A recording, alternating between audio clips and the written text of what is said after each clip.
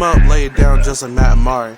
Wrestling RHAPup's gonna make it sorry. Feeling like The Rock cause I'm driving in Ferraris. And we coming every weekend, it's feeling like a party. Will like Ric Flair, showing out like Bianca Belair, Best podcast, flush it in the air, Roman Reigns and we win it, don't care, No cap. Throw 'em up, lay it down just like Matt and Mari. Wrestling RHAPup's gonna make it sorry. Feeling like The Rock cause I'm driving in Ferraris. And we coming every weekend, it's feeling like a party.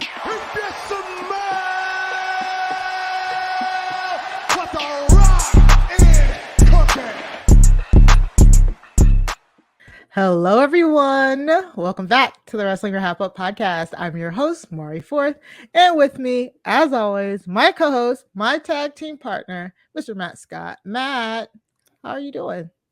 I'm good. Happy to be here, Mari. There's a lot to sort through, to sift through this week in wrestling. I don't know. I don't know if we could handle it, but we've made it this far, so might as well try. Yeah, I mean, when we say the road to WrestleMania is like chugging along, it is chugging along. And this week really proves like why this is the absolute best time to watch wrestling. Like this is wrestling's quote unquote Super Bowl coming up, you know. This is what us wrestling fans live for. It feels like everything is so packed. It feels like the storylines are coming together. And it's just it's the best time. It's the best time to get into it. Yeah, the best time. You know what? Like, sometimes I know, Mari, just the two of us. Okay, I'm not gonna do all that. I don't want to get sued.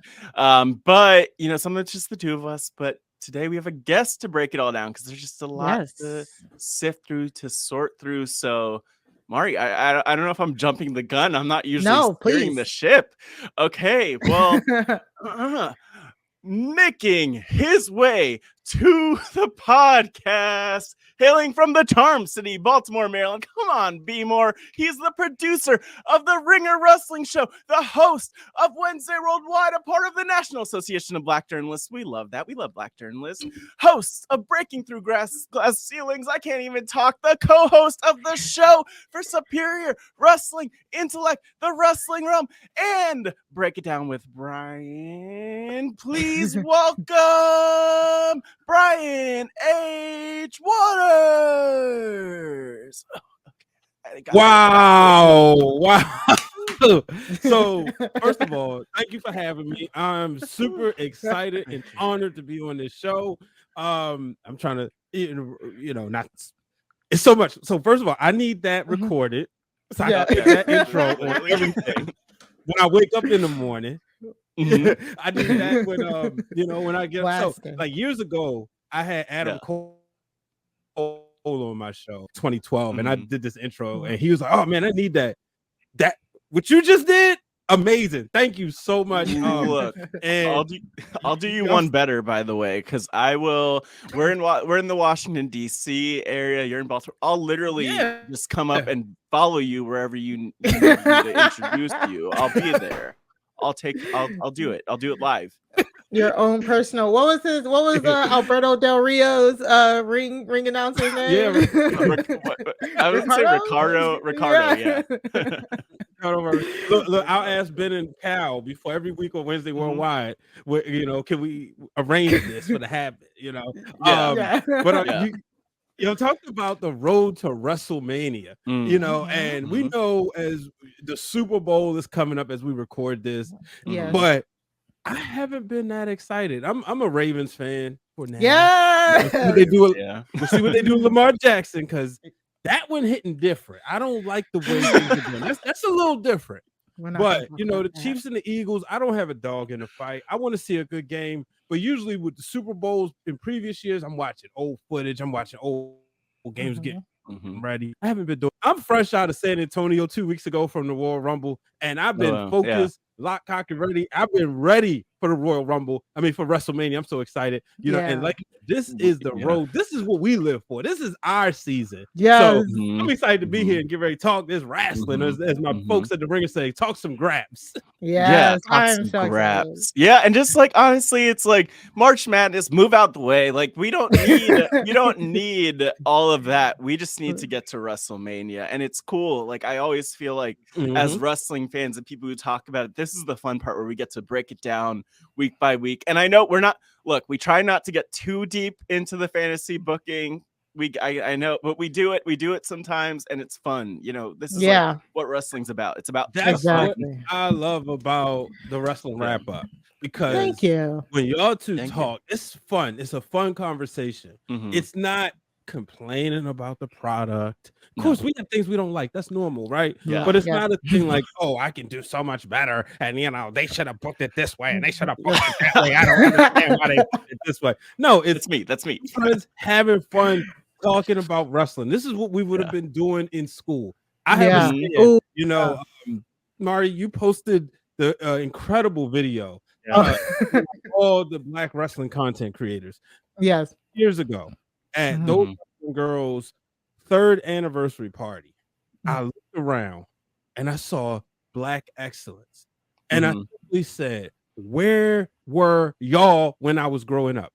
Where was when I was asking y'all the same thing? Where was everybody? But it's so good that everybody can come together, whether we're in our 20s, 30s, or 40s. Everybody can come together. We can create content together. We can collaborate, and we can set things up for the next generation. You look at what Victor Perry is doing with the wrestling. Club. Oh yeah, they are looking up to us. People think they're just looking at the wrestlers. I got a chance to meet them at TWG's, those Wrestle Girls' 4th anniversary. They was there for the panel discussions. I got a chance to take some photos of them. They enjoyed it, and they were able to ask wrestling content creators questions. So they're going to be having podcasts soon. Just watch. So they're watching you, they're watching me, they're watching all of us. So I'm so proud of this community, and like I said, I'm so excited to be here tonight. Brian, no, thank you. Oh man, I'll just say, by the way, right now. and I also just like throwing in, like, look, I'm ready for any of those kids from Mr. Victor's class to take my job personally. Like, I'll move out of the way. They could take this mic. So, Mari. Yeah, Brian, can you tell some of our listeners, like, tell them a little bit more about yourself, like how you got into wrestling, like what you do as a Black wrestling content creator for those who are unaware? Yeah, so in 2010, me and my cousin decided to create a pro wrestling talk show.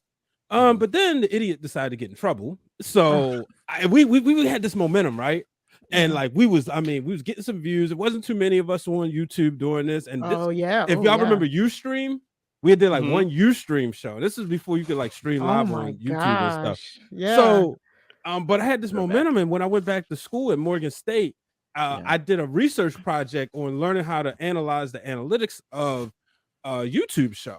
That led, the Facebook page. That led to me the next semester meeting the real Dwayne Allen, my co-host of the Wrestling Wrealm.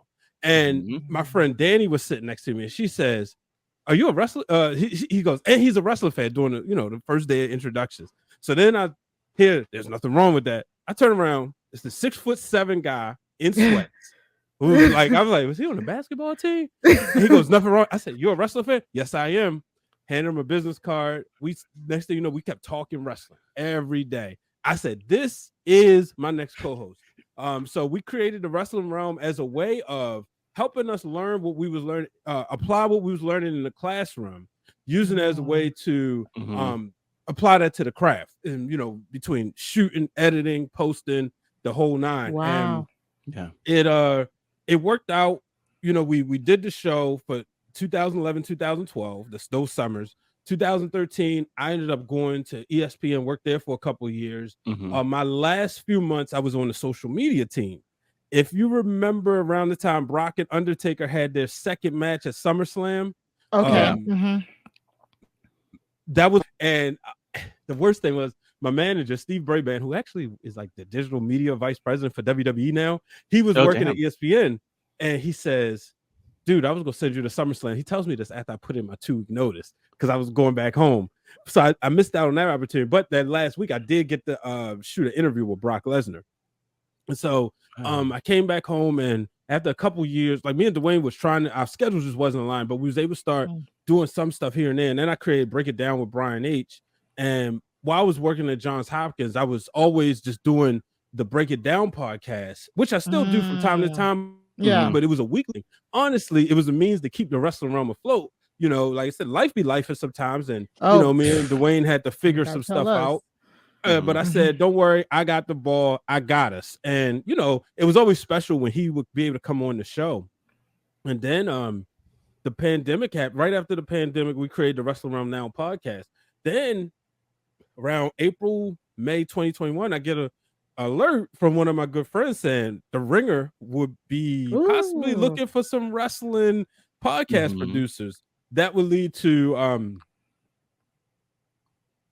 after going through the Ringer through a bunch of interviews, that September I started my first day was the day after the Extreme Rules, when Roman faced Finn Balor, when Roman put the mask on and he walked through the crowd. Monday was my first day, and I've been there ever since. You know, one of the things that, you know, was my wrestling knowledge and being able to create my own platform led me to the Ringer. And I did the MAMI podcast. I was the producer for that up until this past November. And then in January, they gave us the we was green for Wednesday Worldwide. I produced the Monday version of the Masked Man, also produced the Book of Wrestling, which is a narrative pod. If those who aren't familiar, it's telling the history of the Attitude Era using catchphrases. So we have an episode called like Die Rocky Die, and it talks about the rise of the Rock. We got you know about that one. Good God Almighty, he's broken in half. Or maybe I forgot what we probably changed the name, but you know, it's the Hell in a Cell with Mick Foley. That was the parts. Now I am Montreal Screwjobbed out because a part of this project, because we got wasn't that a two-part? Yeah.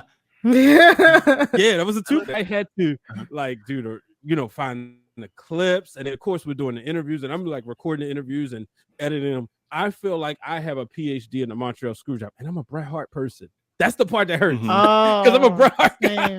But you know, one of the things Shawn Michaels said was nobody else had the guts to screw a man in his home country and then had to walk across the street. Him, Triple H, and China. That's the part. I was like, all right, yeah, we was hard on you, but I guess we ain't realized like y'all have to like get to your hotels, you know. But so that's you know, pretty much I've been getting in the content space. And you know, I've been also to start working this past October. I started working with Those Wrestling Girls, Queen PR, in particular with the TWG fan club every Wednesday. So my Wednesdays are wrestling days. In the morning, approximately 11 a.m. Eastern time, we're recording Wednesday Worldwide with the hopes I can get it out by 1 or 2 p.m. Eastern time, so people can have their pods for the afternoon. 7 o'clock Eastern time is TWG fan club, and 30 at night we're on the Wrestling Wrealm Now podcast. So wow, yeah, and I love it. Booked and busy. I love it, and I feel like we should have had like for those watching on YouTube, RHAPiswebsite.com/YouTube, like we should have had like the tail of the tape for you just to like show it, yeah, like on the side. There's on the side, because the thing I love, give me graphic ideas. I love it. Yeah, no, do it, take it. And like the thing I love about what you said is like you created your own platform, and then that led to like other people coming to you to do that. And so like I always feel like I'm telling people just like do it, don't wait for someone else to tell you to do it. So I mean, especially thinking last week, Mari, like we were talking about like black wrestling creators, like we need to create our own platforms because we aren't always given them. We're thankful of course like for being part of this RHAP as a podcast network, but like not everyone has a network and folks getting behind them like that. And so it's just an inspiration. I have to go back. I wish I could rewind in real time right now just to do it all over again, but I'll have to wait until we publish this. I have to give credit to Eric Dotson, one of my professors at Morgan State University. I took 2 of his classes. The first time I took his class, the first day, he asked everybody in the classroom what was their goals. And so every time somebody would say, I want to do X, Y, Z, his response was, why aren't you doing this? So if somebody said, I want to be a hip hop reporter, he said, well, why aren't you going out with your camera, with your phone, going to local concerts, recording people, right? So let me tell you, I'm sitting there and I'm waiting. I'm like, oh yeah, he will come to me and I'm gonna be ready, right? Now, mind you, the Wrestling Wrealm is about a year old at this time. So I'm like excited. So he said, all right, you are Brian? I said, how you doing? Brian H. Well, at the time I had a different moniker. It was Mr. Main Event B-Dub, but I just said Brian Waters. I said, my goal is I want to, create professional wrestling content. Right now, myself and my co-host, Dwayne Allen, we have a wrestling show called The Wrestling Wrealm, which we record. And I want to give you one of my cards. And he was like, wow, okay. So Professor Dodson, I'm gonna put this out there in case he sees this. He done kind of, embellish the story a little bit because I went years later to talk to his class. So he said, you see Brian right here? He said, man, I watched the show. They do the show up in Morganview and they be sitting up there talking wrestling. He said, I didn't know what they was talking about, but they put the posters on the wall up in the dorm. And I was like, all right, Professor Dodson, it wasn't in Morganview because neither me or Dwayne lived on campus. It was in Dwayne's basement at the time. But we did have the posters. If you go on the Wrestling Wrealm channel, because I spent one day organizing it. So you'll see there's a season 1, 2, 3, 4, 5. Okay. In season 1 and season 2, you will see how the show used to look. Us sitting at the table, you got the posters up against the wall. We got the toy belts. We done upgraded. Shout out to my guy Brandon. Guy he gifted us each a Wrestling Wrealm championship, and I've been able to build my collection since. Which we announced that he's going to have a show talking about wrestling belts. That's going to be for our Patreon channel, which I'm very excited for because Brandon has over 100 belts. If you look at the episode when we talked about Cody after WrestleMania, after the Royal Rumble, he had all of Cody's belts behind. Every belt Cody ever wore, he had behind him. I was like, insane. Exactly. That's awesome. Yeah. Oh my gosh. Well, we got to get into it. And you know what? I'm like, I could keep going, but we got. Yeah, I know. I'm like, we could be here for just talking about this, like for a long time. But we have to move on. We have a job to do, guys. No. We do. So let's just talk a little bit of news. Just very ridiculous news. MJF did a promo on AEW this week. The effects of the promo basically was, he was in a car accident. His girlfriend was doing things to him. They crashed, blah, blah, blah, blah, blah. But the biggest thing that happened was after MJF's promo, fans actually called the Nassau Police Department, reporting him, trying to see if this event that he said actually happened. And talk about embarrassing. Like, you know what? Let me just say, like, the whole visual of it too, and I get what he was going for. Like, he was talking about, like, I'm a twisted scumbag, like I'm a sick son of a bitch is basically what he should have said. But he was like very much like trying to convey how sick he was or he is. I need to hide this picture because it's disturbing. But there's a line for everything, but MJF doesn't have lines. Like, he is constantly crossing the line. This was just ridiculous, though. Like, literally on YouTube, if you do look this up, I don't think AEW has the clip posted, but you could probably find it under like bizarre MJF promo, because that's what I found it under. Yeah, Brian, any thoughts about this whole? I saw a lot of comparisons. I saw a lot of comparisons to Katie Vick. Yeah. And when y'all told me about the police being, MJF being questioned, I should say he posted that, there were snitches and stuff.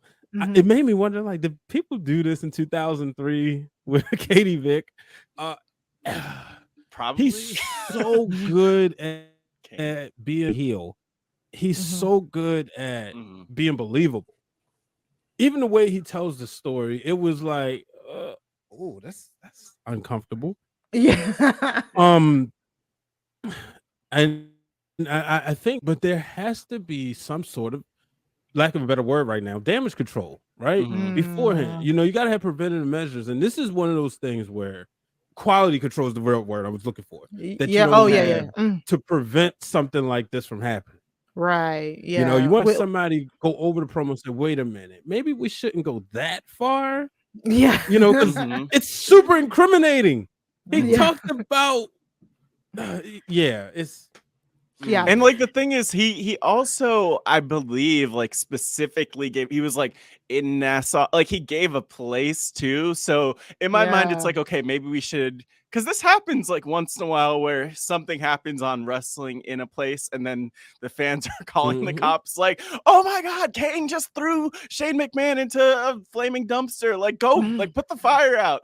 And but the thing is, like, it's crazy how much Kane overlaps with the sick moments. But either way, like, yeah, like like there's also like the side of like even like calling, being like, hey, we're talking about this thing that didn't actually happen, or like just making sure to cut out the place so that people aren't calling the Nassau Police Department. So and then like he used the name Liv, and so people are like, oh my God, is it Liv Morgan? Like it, like like Liv was trending because of it, even though the description, the rest of the description didn't match her. And I think he even says that Liv was not like the girl's actual name, but it was just like, I agree with Brian. We've run into this situation kind of often, especially with AEW, because they do promos in different styles, where it's like you could have definitely had somebody run that by somebody at least once or twice, and you would have saw that this was the step too far.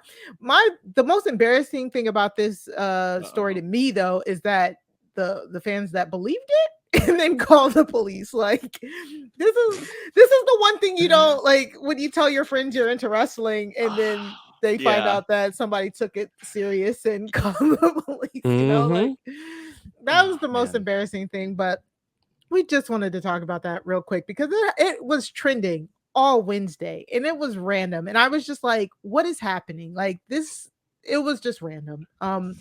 So don't do that again, MJF. Like, please. But also, he doesn't care. He doesn't care, so it doesn't matter, right? Bad. MJF. Yeah, but very, very interesting situation there. Like, don't tie up police resources for a fake storyline either, guys. Like, don't call the police over things. Like, in general, that's like a whole other conversation. I know. Oh my God. But yeah, let's just get into the highlights of the week. Before you do that, just remember, if you haven't already, please go rate, review, and subscribe to the Wrestling RHAPup podcast by going to robhasawebsite.com/wrestling feed, or you can go and watch our beautiful faces here on the Rob Has a Podcast YouTube page by going to Rob Has a Podcast YouTube and searching Wrestling RHAPup. You can you can also follow us on Twitter at Wrestling RHAPup on Twitter. Use hashtag Wrestling RHAPup, all that good stuff. So let's just take a really quick break, and then we're gonna do the highlights of the week. Okay, so guys, so many things happened this week. Like we said, there's so much to kind of break down, and there was so much I had to leave on the cutting room floor, but I think that we got some of the best storylines to talk about this week. So let's open and talk about Paul Heyman and Cody Rhodes here on Raw. Like, talk about a push and pull of a storyline, man. It didn't go like it didn't start where I thought it was going to start, and then it didn't like end where I thought it was going to end. So we get this segment of Cody trying to come out, and he's giving flowers to Sami Zayn, almost as if he's overlooking Roman, like saying like if he has to fight Sami Zayn at WrestleMania, he'll fight Sami Zayn at WrestleMania, which was very, very interesting. I love the take.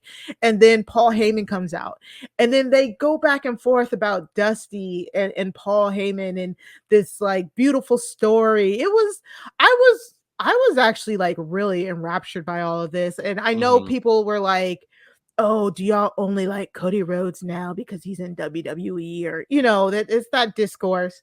But I think this was so perfectly executed, and it just reminds you how good Paul Heyman is and how good Cody Rhodes is. Definitely. So what did we feel about this like really heartbreaking story about like how Paul Heyman was able to pay Dusty Rhodes when they were at like their lowest, like here? Brian, what did you think of this? Man, this was real. This was as real as it gets. What I look for in professional wrestling, one, I want to be entertained, right? Yeah. I'm 36 years old. I've seen so much. Like I've literally been watching wrestling since birth, so I've seen so much. I'm not going to look to like try to criticize stuff, but like don't be stupid, right? Like don't try to play me. But this right here, when I saw Paul Heyman break, I said, "Whoa," because he never break. Right. And I've had the pleasure of sitting on a couple of like Zoom calls with him talking. That man is a storyteller. Like if you ever seen his DVD, you'll sit there and you're just like captivated. Like for the Brian Pillman episode, the episode could have been him just telling the story of Brian Pillman. So I'm sitting there listening to him and Cody, and the first thing I thought was, if there was any doubt on why this is the match, they just took it. They just got rid of it right there. Because sure, I know everybody Sami Zayn. Me personally, I want the Rock and Roman. I'm still holding out until I hear the Rock say it himself. I'm still having hope. I don't know. But I still, I want Cody in there. But they made it where you said, oh, because now you want to see it. Because you want to see the buildup. You want to see the back and forth on the microphone. And I felt like bringing Dusty into this, like Cody said he doesn't want Triple H. He don't want people to see Dusty Rhodes, but come on now. Like you can still create your own legacy and still be like kind of compared to Dusty Rhodes. Look at Charlotte Flair. Charlotte, yes, she is in my opinion, when you look at all of professional sports, they are the best parent-child duo. And I put them over Ken Griffey Jr. and Ken Griffey Sr., Barry and Bobby Bonds, the Bears, you name it. Obviously, Cowboy Bob Orton and Randy, Rocky and Dwayne. I say it is the Flairs because she's at the. You can make an argument that he's the greatest. Not my argument, but you can make an argument that she's the greatest. Not my argument either. Same. But it's a conversation, though. And Cody, what he's doing now, by him leaving and coming back and just like this entered as Cody Rhodes, he's putting himself in that conversation with his dad. Something, if we be honest, Dustin could never do. I know people would talk about the natural Dustin Rhodes. To me, I never saw it, but I was also too young. Gold Dust is always be the pinnacle of what Dustin Runnels is to me. But even them two was able to put on incredible matches. That match they had at AEW. So I think the promo was great, and I loved how they was able to go out there and really put an emphasis and put attention on this upcoming match at WrestleMania, borrowing Sami Zayn don't take out Roman. Matt? Well, first of all, like look, that's a big look. I mean, we might get it. Like again, in the fantasy booking world, like there's so much that could happen at Mania, so I'm sure that we'll touch on it and talk about it as we do. But number one, I am holding out some hope for The Rock. The hope is like very little at this point. I do feel like though, after what was it, the Grammys, like we're probably more likely to see The Rock versus Adele than we would The Rock versus Roman Reigns. So I don't know. I look, I'm just Adele's like, go easy on me, and The Rock's the Rock button. I'm into it. But with this, like for me, so I love what you said, Brian, about all of this. Like there was so much realness there, and Cody. You put it so perfectly. Like Cody is really putting himself in that conversation, because just to address that first and foremost, like with AEW, they didn't have the benefit of the tape library to show clips. They didn't have the benefit of that legacy in the history the way that WWE taps into it. And Cody was still in the mode of building his own house, so to speak, or building his own like legacy, so to speak. And so that wasn't the story he was telling, but I love that he's able to tell this story here. This was wild though, because I love that he was talking about like the $100 that they had in the like a Wachovia bank account or whatever it was. Very specific. And kind of funny that like as a kid he was aware of that, but either way, I felt like this reminded me of the movie The Wrestler, in terms of like someone's glory days being over or things not being as glamorous in reality as they are in terms of the perception. And I also think of that because like growing up, I grew up in New Jersey in the time when not only did you have so much indie wrestling, but you also had these conventions going on. And I would go to some of these conventions and, like some of the people that you see there, and I'm not going to start naming wrestling legend names, but it is sad as a kid when you don't know life like that, but you're like, that person looks like they're kind of out of it. And so I could imagine Dusty being there. I could imagine so many other people being there because I've seen it, and this really hit close to home. I love this promo, and I love Paul Heyman in particular for this promo because he shines so much. Like if my big thought watching this was that if WWE were the show Lost, like Paul Heyman is the smoke monster. He is like gonna draw you in. He will manipulate you. He'll be a wolf in sheep's clothing. So he does a lot, but damn, like that man has earned his paycheck every single time he shows up. It was very interesting because as the promo was going along, I was really like, okay, this is very interesting because so Heyman made a remark like, when he said like, nobody molded you for the main event, right? Nobody molded you for the main event. And he said without the titles, but before that he said without the titles, like Roman wouldn't be relevant. The island of relevancy wouldn't be relevant. I wouldn't be here without the titles. I was like, interesting. And then we'll go into SmackDown a little bit, but I'm like, if Roman lost those titles to Cody Rhodes, does Paul Heyman go too? Does Paul Heyman go too? And then could he be the one to get Cody ready for the main event? Okay, wait. I like what you're saying here, Mari, because another thought I had is like with Paul Heyman, there's this weird like the first word that comes to mind for me is seductive, but it's like a platonically seductive thing that he has about him where like I could see Cody going to Paul Heyman after all of this just because like I don't know what it is, but he just draws people in. He's kind of like a he follows magnet. The belt. He follows the belt. He's a clout chaser. Yes. So I thought it was pretty good in the push and pull. And then at the end where you're thinking like Paul Heyman is really like connecting with Cody. And then Paul's like, your father loves Roman more. It's like, damn. Like that right there. Like, oh man, Mari. Did y'all see the memes though? No. There's probably so many. Somebody put a meme of like Roman Reigns with the gold hair, like long gold hair instead of like the son the son that he wanted. Oh my gosh, that's hilarious. I loved it. I loved everything about this, and I did think that some of the biggest discourse to come out of this promo was like Brian said, like, did this push Sami Zayn's storyline to the side? Like, because I think we even talked about it last week. Sami Zayn is so hot as like a babyface right now, and the Bloodline storyline with Jey Uso is so hot. How do you get the focus back onto Cody? And I think they did it in the right way this week. I think even acknowledging how the crowd loves Sami like Cody did, it was very good. It was very good. So Cody did, it felt like he did wrangle some more of that heat back. So it'll be very interesting to see what happens. I'm still team Roman defends on Saturday and Sunday versus Cody and versus Sami. Like I want those belts split. Yeah, well, me too. Yeah. And I want Do him you want to see defend. him still with one of them? Still with one of the titles?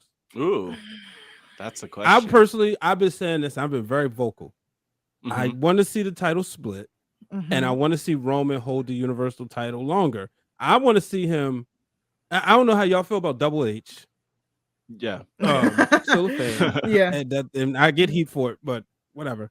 I want to see him break his record. I want to see him surpass him on the list. I think. And people said, well, it diminishes the credibility, whatever. I said, no, not really, because if you have it where he has to. Because I feel like diminish the credibility. because if you beat Roman, you got to walk away with both belts and all that. But I think the way you stand it, if he do night one, right, he beats Sami and gets by, he gives him a little bit. So then when Cody beats him, is it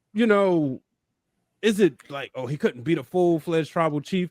Maybe not, but still, I think it's better that way. And I like that. Yeah, so we'll see. It protects Roman a little bit too. Yeah, and he's still gonna have unfinished business. Or even if you have Sami cost him the WWE Championship the next night.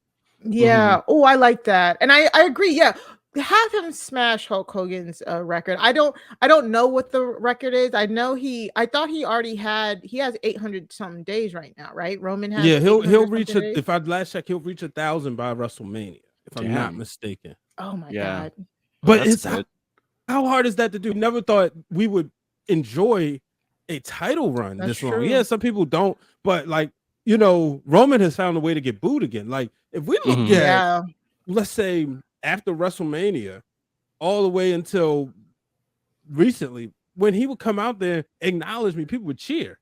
Now I wasn't in the arena when Sami Zayn hit him with the chair because we had to get to the press conference, so we had to. Like I was in the arena throughout the whole Royal Rumble, except the main event. I was in the press box, and then as soon as the pin happens, like, all right, let's go downstairs. So we're all sitting there watching like this, and then you heard this collective sigh, ooh, in the room, but it was so loud that you could hear like a little bit from the arena, from the reaction, and the "F you Roman" chants, and he found a way to become heel again. Yeah, because Sami Zayn is that love, and I said this on the Wrestling Wrealm Now podcast. He is the Mick Foley, and Mick Foley used to get a lot of people ready for the main event. Now, granted, he's not getting Roman ready, but he's that lovable underdog who he can win a championship, but he'll never really be the face of your company, which he's going on to say. But he'll still win a champion. He can, he can get a championship, he can get people going, but he's like that guy that people just. Like you don't think he's going to be the guy. You just fall in love with him. The only thing that I haven't agreed about the Roman reign is just him having both belts this past year. That's literally the only thing. I love the longevity of it. I love the character arc. I love how you said we are booing him again. The only thing I've hated was him having both belts, because again, that is the whole point. You can give him the 1,000-day reign and still have a fighting champion, so that's been the only thing, but they've managed to make it work as well. So I'm not too like mad about it, but I am so about having two championships, because I think it spreads equity amongst like the main roster. But yeah, that's man, I can't wait to see. And how the Cody and Sami Zayn of it all kind of weighs out. But let's move to SmackDown, where the Usos are supposed to have a tag team title match. Jay is still MIA. Paul Heyman is there, but Roman isn't. You're like, okay, all right, Paul Heyman. Paul Heyman has some words with Sami. Just a few words. No, Paul Heyman and Sami, like Sami was so good here. It's like a push and a pull. It's like, damn, do I root for Cody or do I root for Sami?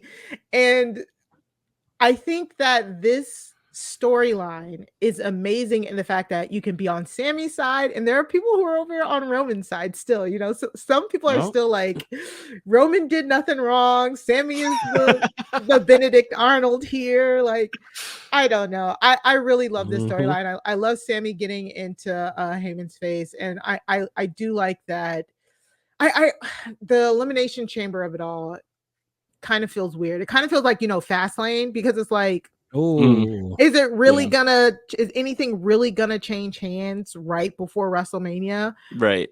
So it feels like a speed bump, but it doesn't. Like it's still a full-fledged story. So it's kind of weird, Matt, what do you think about the Sami and Paul Heyman of it all? You know what? This is where I have hope. I have hope about what could happen in a week in a week from a week today, from today. you know, because there's just things are different. Like the wrestling landscape is different nowadays. You know, we've talked over the last 6 months or so about just Triple H era in terms of creative and how things are different. And, you know, maybe maybe we'll have moments, maybe we'll be surprised. You know, and I want to go back to the point that you made, Mari, about like the Fastlane or that last pay-per-view before WrestleMania, because there have been some cool moments at those in the past historically. But just to like start with this promo, you know, this made me, or the segment between Paul Heyman and Sami Zayn made me so uncomfortable because Sami Zayn seemed like a madman. Like I see him show up and I'm like, sir, are you wearing the same clothes you were wearing last week? And then he takes off the hoodie and his hair too. I'm like, sir, have you showered since last week? And in character, it's a lot better if he hasn't showered since the week before. So I'm just saying that that's my way of looking at it. But it was really giving this like the Sami conspiracy theorist energy. Where he was just like, he just seemed like a little all over the place, and I love that for his character now. Like he shouldn't be composed. He shouldn't be he shouldn't have any poise. He is like obsessed. He is on the run, clearly, from place to place. Apparently no one, like Roman, can't find him in his hoodie, so go hoodies. But this was like an interesting promo, and it's getting me excited for Elimination Chamber, which I can't really, you know, overall I haven't been as excited for the pay-per-view before WrestleMania as I have this year in a long time. That's very true. For real. Yeah. Because I'm just like, what's gonna change? Like, there are matches. Like, there's definitely some Matt, stuff from you're thinking too year. hard into it, man. No, I'm just this is like, this is it. Right? Yeah. I get it. I get what you're saying though. But like, I always look at it as just another stop on the road to WrestleMania. You know what I mean? Obviously being an Attitude Era kid, I think about the No Way Out of 2000. Did we think Cactus Jack was going to beat Triple H? No. But what we got was a bloody, brutal, Hell in a Cell match. St. Valentine's Day Massacre. You know, we had Austin and McMahon. Thank you. You know, 2001 No Way Out. Yeah. You know, I mean, I think of No Way Out 2004 was what came to mind for me, which was I think Eddie Guerrero with help from Goldberg, like pinning Brock Lesnar, winning the championship there, if I'm remembering correctly, and going on to face Kurt Angle at Kurt Angle at Mania, because they had a moment, him and he who should not be named had a moment closing the show. So that, like, that for me, like, damn, the recent I love that. Elimination Chamber. I watched the other day. I was watching the one with Jack Swagger won, and he shocked everybody before WrestleMania 29. You know, but like these Elimination Chambers, I get excited because one, it is the chamber match, and so it's always fun to watch those. But also, just like I said, it's the road to WrestleMania. It's you're gonna get something cool. There's always gonna be a twist and a turn. So I'm wondering what's gonna be a twist. Maybe not in the main event picture, you know, but we're gonna finally get a showdown between Edge and Edge and Beth Phoenix against Rhea Ripley and Finn Balor. So you know, but I think what they're doing, Sami is that crowd is going to be so hot for Sami Zayn. And I just seen a clip when he answered the John Cena's Open Challenge and Bret Hart introduced him. Can you imagine if they bring Bret to introduce Sami Zayn? I know a lot of people are calling for his old music, you know, and then Paul Heyman setting this up. And then we know, and I guess the Usos aren't allowed, or Jimmy isn't allowed in Canada. But so the way they told that story, like the DUIs and stuff. I'm assuming, I think that's what it is. But how do they tell the story? Oh, you know what? You need to watch from home, you know? And so this would Heyman, like, and then Heyman is setting it up because what he saw, or probably the tribal chief told him, was the interaction between Sami and Jay. So now he wants Jimmy to be able to sit at home and see this, because you see stuff on TV that you don't see in person. So I love that line. So many. And and you know, with Triple H in charge, he does things where the backstage of it all, you have to pay attention to every single frame of that television because like two will be having a conversation the whole time I'm in the back working on something, planning something, you know. So it's like you got to pay attention to everything, and we all know parking lots ain't safe. Not for Triple H. Nope. Or Shawn Michaels, or they love or The Rock. The Rock yeah. was fine. Steve Austin. I still can't. I still have issues with Rikishi. Speaking of the Usos, based on what he did. Oh, The Rock. You brought up The Rock too, because he was giving rock bottoms on Lincoln Town cards. Yeah. No, I completely agree. I think the Usos in particular, after the whole Sami run-in, like Matt said, he's like a fugitive. He can't show his face around anywhere. I loved everything with the Usos. And is Jimmy gonna show up? Is Jay gonna show up, or Jimmy gotta go it alone? But no, Jay shows up. They have like a banger match with Ricochet and Braun Strowman. Shout out to Ricochet. But they have a great match. They retain, and then Jay is still kind of like, weary about things, and Paul Heyman around the corner and stuff, like peering around corners. It was good. I really liked everything about it. And Brian, you summed it up. That whole, like, you see things from home that you don't see when you're here. I was like, thank you, because it is so funny as a wrestling fan to be like, y'all don't think they'll not find out about this. And it's like the most simplest explanation is like, if Roman stays home, he can see other things. And I'm just like, I love that. I loved everything about that. I didn't know about Jimmy not being able to go to Canada, but I'm sold. I truly am sold. I think, like we said a few weeks ago, I have like the Elimination Chambers being right before Mania, because I like how it sets up like the secondary contenders and stuff like that. But for every good Road to WrestleMania pay-per-view, I think of Fastlane, where Bayley won the title before Mania when she should have just won at Mania. But anyways, so I really love this storyline. We did get a question from Alex from the Job Has a Squadcast Facebook group. He says, do you think now is the time to have Roman drop the belts to Cody? We know it won't be Sami, but if it isn't Cody, who at this point could be seen as someone who can take them off of Roman? So do we agree it won't be Sami? No, we don't agree that we know it won't be Sami. Sorry, Alex. But anything could happen. Like, it's tough, because I also feel like they probably I'm sure they have a plan that they think they know is happening, but also, anything can happen. Like, if the fans, and everybody freaking talks about this, but like, if the fans did turn on Cody, if it became really clear, like, we need to, pull the trigger on Sami right now, then maybe they have to turn that direction. Who knows?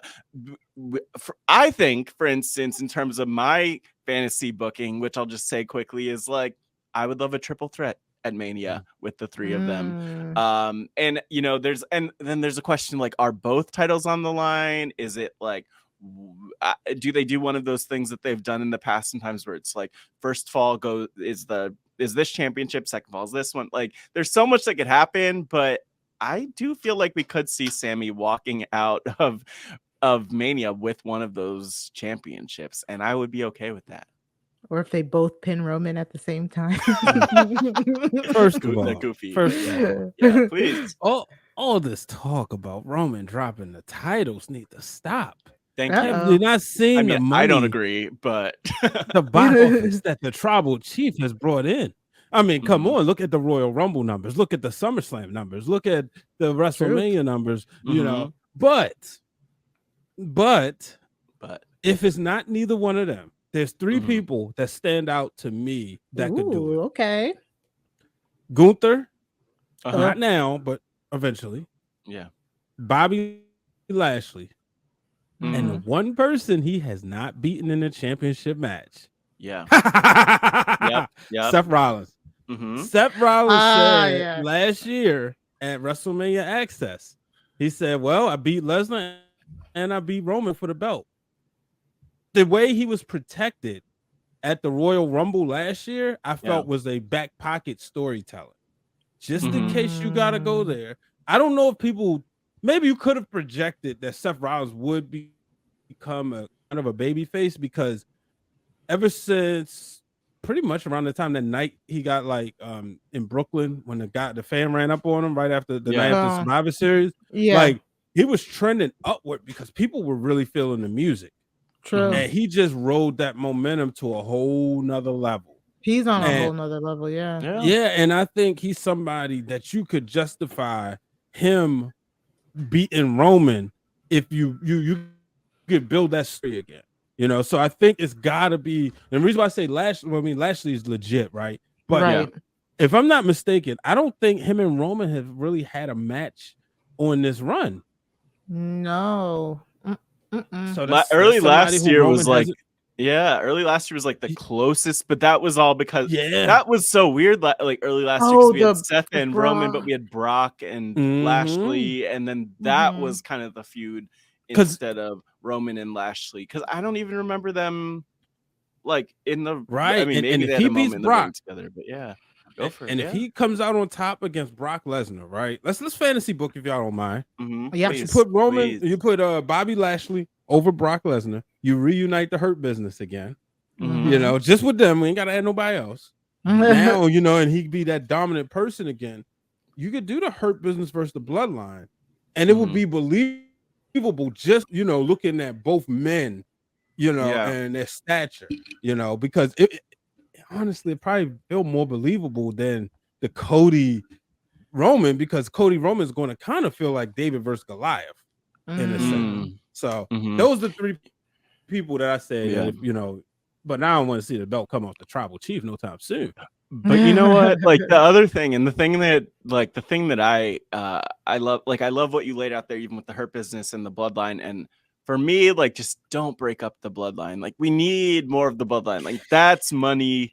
That is money. Yes, that's money. Like, I would be so disappointed actually if it has so much steam left, and you can't really like throw a top act, if not the top act, arguably the top act, like in the trash when you have that momentum. So it'll be really interesting because Solo, we still don't know where his head is. I love Solo. Oh my gosh, Solo. All great points. Yes. That this storyline just keeps getting better. It totally does. So I still don't know what's gonna happen to the Usos at WrestleMania. Like, I'm still like, where do they go with their belts? Who knows? Yeah. Yeah. We have I mean, there's some, like for the last few months, everyone's been talking about the KO Sami stuff. But I don't actually think that's where we're going for Mania. So I don't know, Mari. I have no clue. And like that's the thing that's cool as wrestling fans. Like, we get and as people who cover it, we get so obsessed with like breaking down, like, what's gonna happen? Where are they going? Are they going in the right direction? It feels good not to know at least this one part. I want to know everything else, but I'm okay with not knowing this. Yeah, I agree. All right, so next up, Elimination Chamber. We got a lot of like Elimination Chamber matches like announced and stuff like that. So it's shaping up very, very nicely. So like Brian pointed out, we will be getting a mixed tag match with Edge and Beth Phoenix versus Finn Balor and Rhea Ripley. Rhea was not on Raw this week. Dominic said she was doing like a press tour or something like that. So we did get the rest of Judgment Day chopping it up with Edge and Beth Phoenix. Edge making a joke that I was like, I understood that joke. I'm old enough to get it. I don't know if anybody else did. Jamiroquai. I'm not old enough. Well, I mean, what did he say? I am old enough. Sir, Edge said Dominic looks like a broke version of Jamiroquai, like some version of Jamiroquai, and he's like, and then he said, "Google it if you don't know what I'm talking about." And Google I was like, thank you for telling me what to do. Oh, whatever. Yo, you're so youthful. No, I feel like everyone's always referencing Jamiroquai, like this is the context. Like, that's how So they reference him. They reference reference him as a reference you wouldn't know. Like, Exactly. all the time. Yeah, but yeah, so and then I think the biggest thing, and like we'll talk about I don't know why the Street Profits came out to like help, mostly just because they had the match. Dawkins had the match against Priest, but Montez Ford is a straight up fool. He is such a fool. The way he came out and like I don't even know what he was even doing. Thank you. That dude tried to take my shoes. He was he was sizing up my LeBrons. Like, what size are those, fam? Not your size. He's so funny. I love Montez. And so he throws Dominic into the ring into a glam slam where right before he hits the mat, he yells out, "Mommy!" I am on the record of loving Judgment Day now, being a Dominick Mysterio fan. Brian, where do you sit on the Judgment Day, the Dominick Mysterio, Rhea Ripley of it all? I'm so glad you brought this up because I was listening to the show last week.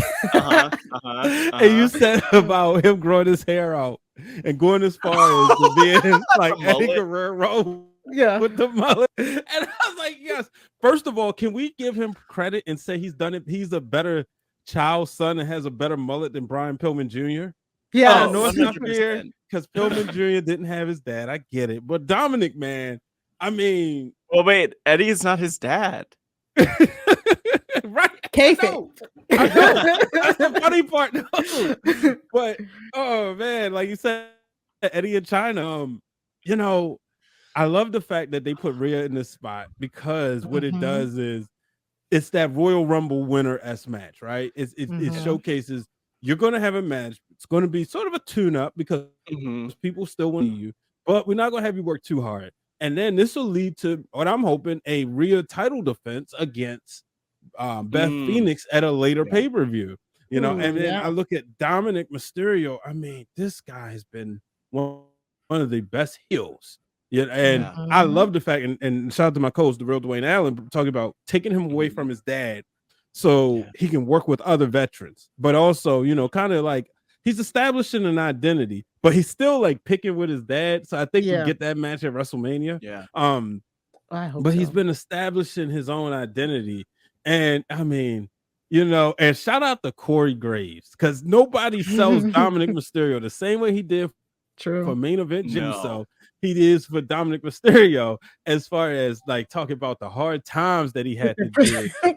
You know, it reminds you of the Mean Street Posse, and they would say Shane McMahon, he come from the mean streets of Greenwich. If anybody's ever been to Connecticut, you know there's no mean streets in Greenwich, Connecticut. No, not at all. Maybe hard hit New Britain. Maybe the north end of Hartford. I lived in it was calm, cool, and collected. It was quiet. It was so quiet in Bristol. I was down the street from ESPN. It was quiet. But now New Britain, they call it hard hit New Britain, and the north end and the south end of Hartford, different story. Ain't no mean streets in Greenwich, you know. And Dominic, you know, Prison Dom. He had Prison Dom with the teardrop. Right. Yeah. The teardrop. I love it. He's been through it. I love everything about this storyline. And I wonder if they thought this far ahead with it, you know, with him like going to jail on Christmas and then it being like a whole new thing. I can't stand him. I love it so much. So I think Rhea, you know, whatever she was doing with her press tour, I think she, you know, it was good that she like kind of got the night off in a sense, and Finn was able to like carry the segment in a sense, and to see her and Finn versus Edge and Beth, I can't wait because I love that Beth and Rhea still have that unfinished business, and like Brian said, if it leads to a match with them later down the road, that'd be great. As long as if Rhea wins the championship, which I'm gonna fight somebody if she doesn't. So I thought this was just a very cute segment to set up Elimination Chamber. And I loved like there's a lot that I love about this, like the extended version, and I'd encourage people to like go back and watch the full show because WWE is playing tricks with some of these clips. Like I don't even know if they included the Glam Slam on YouTube version, so, which is like, what are you thinking? But the thing is, like, I love. Well, let me just. I love how Edge really like kind of pumps up his opponents. So he's talking up like how much Dom has kind of grown into his spot. Finn, Damian Priest. So you're putting like Rhea, you're putting them over in the way that you should, rather than just trashing them. And what was so great is that I always feel like Edge, like if you have amnesia, watch Edge, because Edge will tell you what happened. Like he will like just fill you in, like, hey, remember that time that Rhea hit my wife in the head with a steel chair? Yeah, we still have problems. We're still mad about like, that. I also love how like the Ray Dom thing is still like active, and they're keeping it warm. Like they're keeping it if not in the back of our heads, like in the front of our, they're keeping it on our minds, which is awesome. So I was such a fan of this segment, and it's just funny to think about like how long all of the people involved have been in the business, because Damian Priest like 20 years, Edge a lot longer, Beth like 20 something, about 20 years, Finn probably about the same, and then Dom, newer, but you know what, he's doing what he needs to do. So I love that, and it was cool. The Street Profits, they were a little random, but I'm glad that someone showed up to help. So that was a good moment. Street Profits, I love them. Yeah, they're right. Like, hey, we're just waiting here. Maybe we should go help. I don't know. And maybe we'll never see them all again, Edge and the Street Profits and Beth, but we got that. So we finally got the steel cage match. Becky and Bayley, they main evented the show. First off, so glad they got the time that they needed for this match.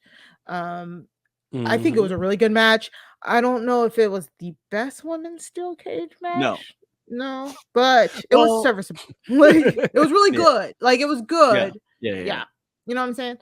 I just want to put it out there. Like, my feeling about this feud is I just wish that, like, I wish it was truly a blood feud. Like, I wish that it went even deeper. And there's a lot of history there that they've touched on. Okay. But to me, watching this match, like, reminded me of, how like sometimes at some televised shows, like you'll go and they'll have the main event and it'll go off air and then they'll have the dark match. Like to me, this felt like a dark match type of thing between like two really top stars, a solid match, but two really top stars where you're like, man, I just want even more story. I want a belt in the middle of this. Like I want more tension. But I mean, I enjoyed this and I love everyone who's involved. I just like wish that I'm just sensitive to like, I feel like coming out of the show, people weren't talking about this as much as I would have wanted them to talk about it. That's actually a great point. I think they're trying to make it a blood feud. I know they're trying to make it a blood feud with the Seth of it all, like including Seth in it, and like Bayley wearing a Seth shirt at like live appearances and stuff like that. But that doesn't really work for me. I get what you're saying, Matt. It does feel like a little spark is missing from the feud, but we're still getting good wrestling. So I don't know. What do you think, Brian? I'm listening to y'all and I understand where y'all coming from. I think I got so hyped in the fact that you have a feud between storytelling and women's wrestling that doesn't involve the championship. I like that. I think maybe this is something that we talk about Elimination Chamber. You could do a 6-way elimination chamber and then have the climax as Becky versus Bayley at WrestleMania. Maybe they're giving us the match too soon, because like when it first started, it felt hot. I was in DC for one of the Raw when, it was through the crowd and stuff. And you would see them fighting in backstage, but maybe it just all came together too fast. And then the pump fake at Raw 30, obviously, maybe that was because Lita wasn't available. They had to cut the segment. I don't know, but that did take the air out of the balloon a little bit. That and so but I think they'll figure it out, because I mean those two are two of the best to ever do it. So I think one, Bayley's the best, one of the top 5 best wrestlers period on the roster. Wow. So I love that. I think they'll figure it out. Yeah. And then Lita returns to help Becky Lynch. And I was like, okay, cute. I remember that this time last year they were like fighting each other at Elimination Chamber. I was like, great. But I was trying to think, did I miss something as to like, did Bayley say something about Lita like online that I missed or something? Like, you know what I'm saying? Like, why did she beat up Bayley? Is it just to help Becky? Did I miss something? Maybe just that's what I'm thinking. Yeah. She probably. I mean, Bayley said something afterwards. I'm sure. But nothing of significance. But I think this could also set up, the 6-way. It could be at WrestleMania. You bring Trish Stratus back. That's what I You could heard. have Team Bestie and Becky. Yeah, I think it'd be cool. I know people. We gotta have new. I get it, but you still got to sell WrestleMania to advertisers. Yeah. You still, you gotta run those ads on Peacock. They're expensive. So you put Trish Stratus and the leader out there. That's testament of what they mean. Yeah, and honestly, right now you don't have any other women's tag teams that can be the next step. Honestly, I can't think of any women's tag Shayna right and now. Ronda We'll get to that. I mean, there was Toxic Attraction could have, but you know what? Yeah, exactly. So here's the thing. I mean, I love like well, I started the sentence like I love, but then I'm like, damn, I really love the idea of Bayley, Lita, Trish Stratus, like being able to share a ring, Dakota, Becky, Io, like all of that. It's amazing. But for me, like I think that before Raw, and for me it was random, but like I saw Lita on Instagram like post a picture with Becky from Saudi Arabia where they're like standing in front of one of the billboards, and I was like, oh, that's random. Like, okay, like because you were opponents, but you just shared the picture, and like maybe that was like a little bit of a tease of what was coming up. So to me, it feels like more like their friendship as opposed to something Bayley did. But also, we're gonna probably get we'll hopefully get an explanation from Lita this week on Raw. And it's nice knowing that Elimination Chamber is so soon, because like I would almost worry that they would give this match away at Elimination Chamber when like this could be big on WrestleMania, whether it's a 6-way or like a tag match between Lita and Trish and like Damage Control or whatever they do. Like I want that Mania stage for it, because I love. Mari knows how much I love Lita and Trish. Yeah. So we go way back. Trish is my favorite of all time. Yeah, she's amazing. I don't know if I told this story on this podcast, but me and my husband used to go to the Philly Comic-Con like all the time. And one of the first times we went, I want to say it was either the first or second time we went, when we did this in college, Trish and Lita were at Comic-Con, and I was frozen. I cried. I cried. Like AJ Lee and Lita? and I didn't meet them. I couldn't meet them. I cried so much. I couldn't meet them. James was like, well, just go and say. I was like, no, like I couldn't. Like I was like, I can't. I am a wreck right now. I'm just gonna stand over here and just watch them talk to other people and cry. Like that's what year was this? What I did. It was like 2000. This had to be like when they were still at it. It was like 2000. No, it was like 2011, 2010, like somewhere between there. It was like one of the first times we went to Comic-Con. So it was somewhere between like 2010 and 2012, I want to say. Yeah. And I wasn't even watching wrestling at this point, really. This was during the middle of my break of wrestling. And I was just like, done. Somebody, wait, Mari, I have to say it. Somebody Photoshop Mari's face onto child AJ Lee meeting Lita and crying. Like I want like a deep fake where it's like you like, oh my god, you're my hero. Oh, I'm gonna be like you. I want that. I cannot meet people. I cannot meet famous people. I go to those Comic-Cons and stuff all the time. I can only meet people I don't really care about. Like I stood in line. Honest, like legit. I stood in line to meet Evan Peters from American Horror Story. You know Evan Peters. I want to say that's his name. The one who's in all of the American Horror Stories, who just played Dahmer. I stood in line to get his picture for my best friend, for him to like take a signature for my best friend because she loves him. I was just like, yeah, my best friend loves you. I was fine. Didn't care about him, but could not go up to any wrestlers. Like funny. Not a single one. Look, when I met Bret Hart, I was like, this is the Winged Eagle belt. He said, the Divas belt, the Winged Eagle belt. He said, Hart belt. They got a new belt. I don't like it, but he ended up. Oh my god, I love that. Epic. Look. I can't do it. I'm just not good. It's like I can never meet my heroes. I can't. Oh my gosh. All right, so let's take a quick break and then we'll be back to talk a little bit more about Elimination Chamber. All right, so yeah, I feel like we left that ad break on like a sad note. Mari can never be her hero. It's like, damn. I'm working it out in therapy. Authority, attachment issues, right? Anyways, so it's real.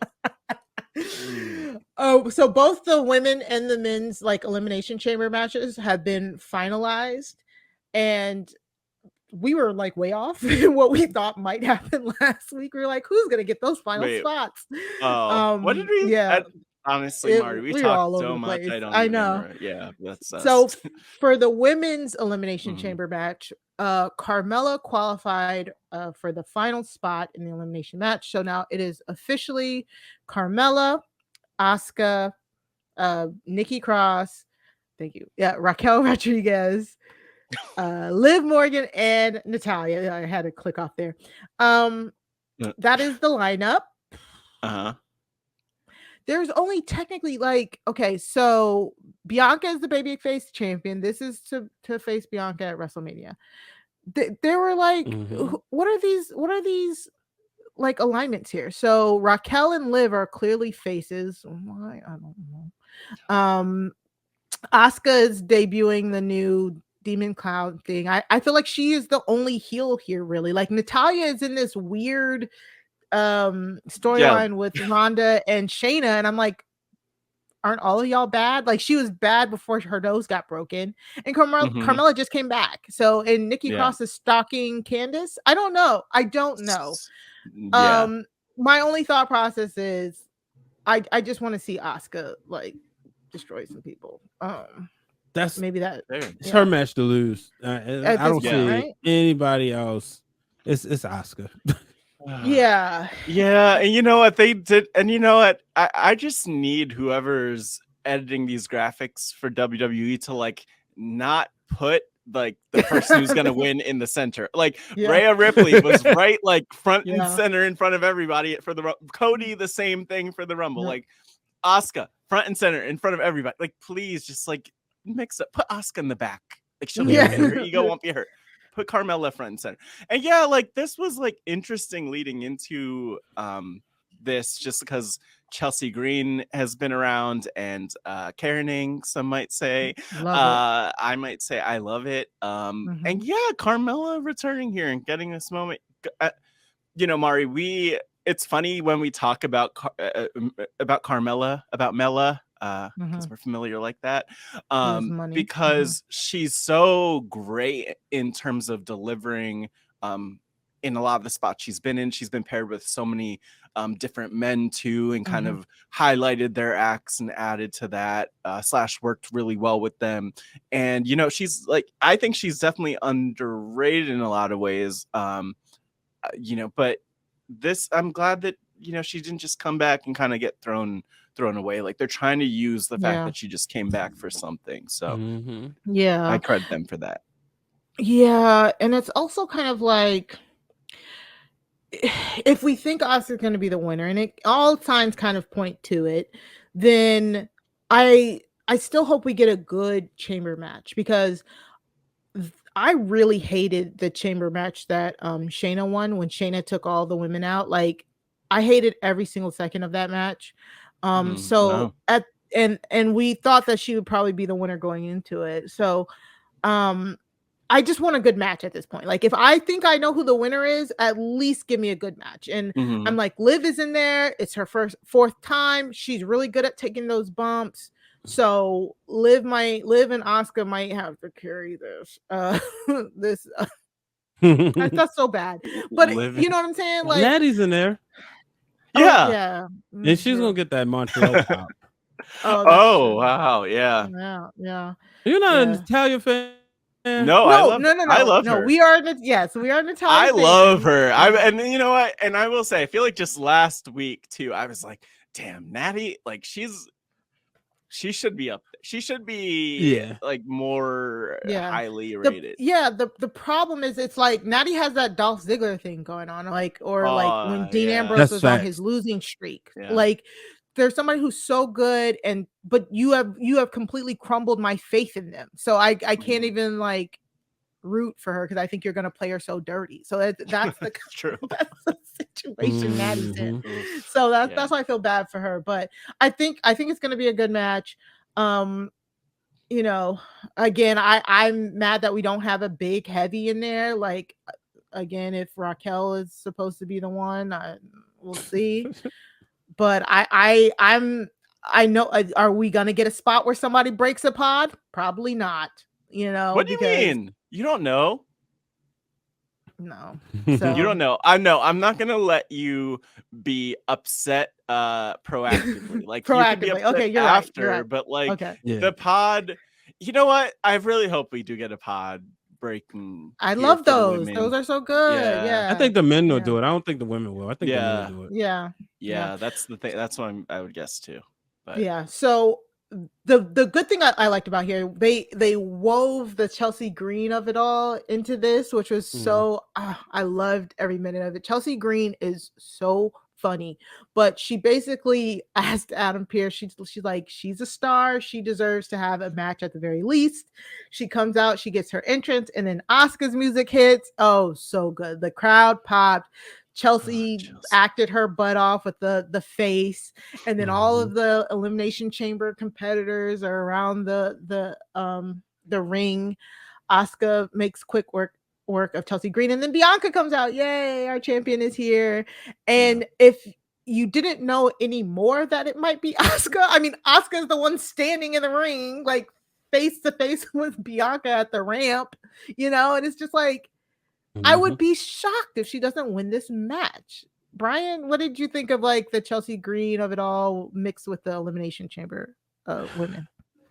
You know, Chelsea Green's growing on me. I'm gonna say that. Yeah. She's growing on me. You know, maybe because I was irritated when I was at the Ring of Honor show back in 2021. I think it was 2021 when she was like she came out there, she made her debut and like bashed the WWE. It's like, why are you doing this? Like, really, you know. So, you know, but she's growing on me. So I'm trying to be fair. But you know, as far as this match, like I said, it's Asuka's match. True. And I like, you know, I like kind of like that punishment because a loss from Asuka doesn't hurt. You know what I mean? So that's the way I look at it. Yeah, and very true. Like we didn't follow Chelsea Green at all. Can I speak for you, Matt?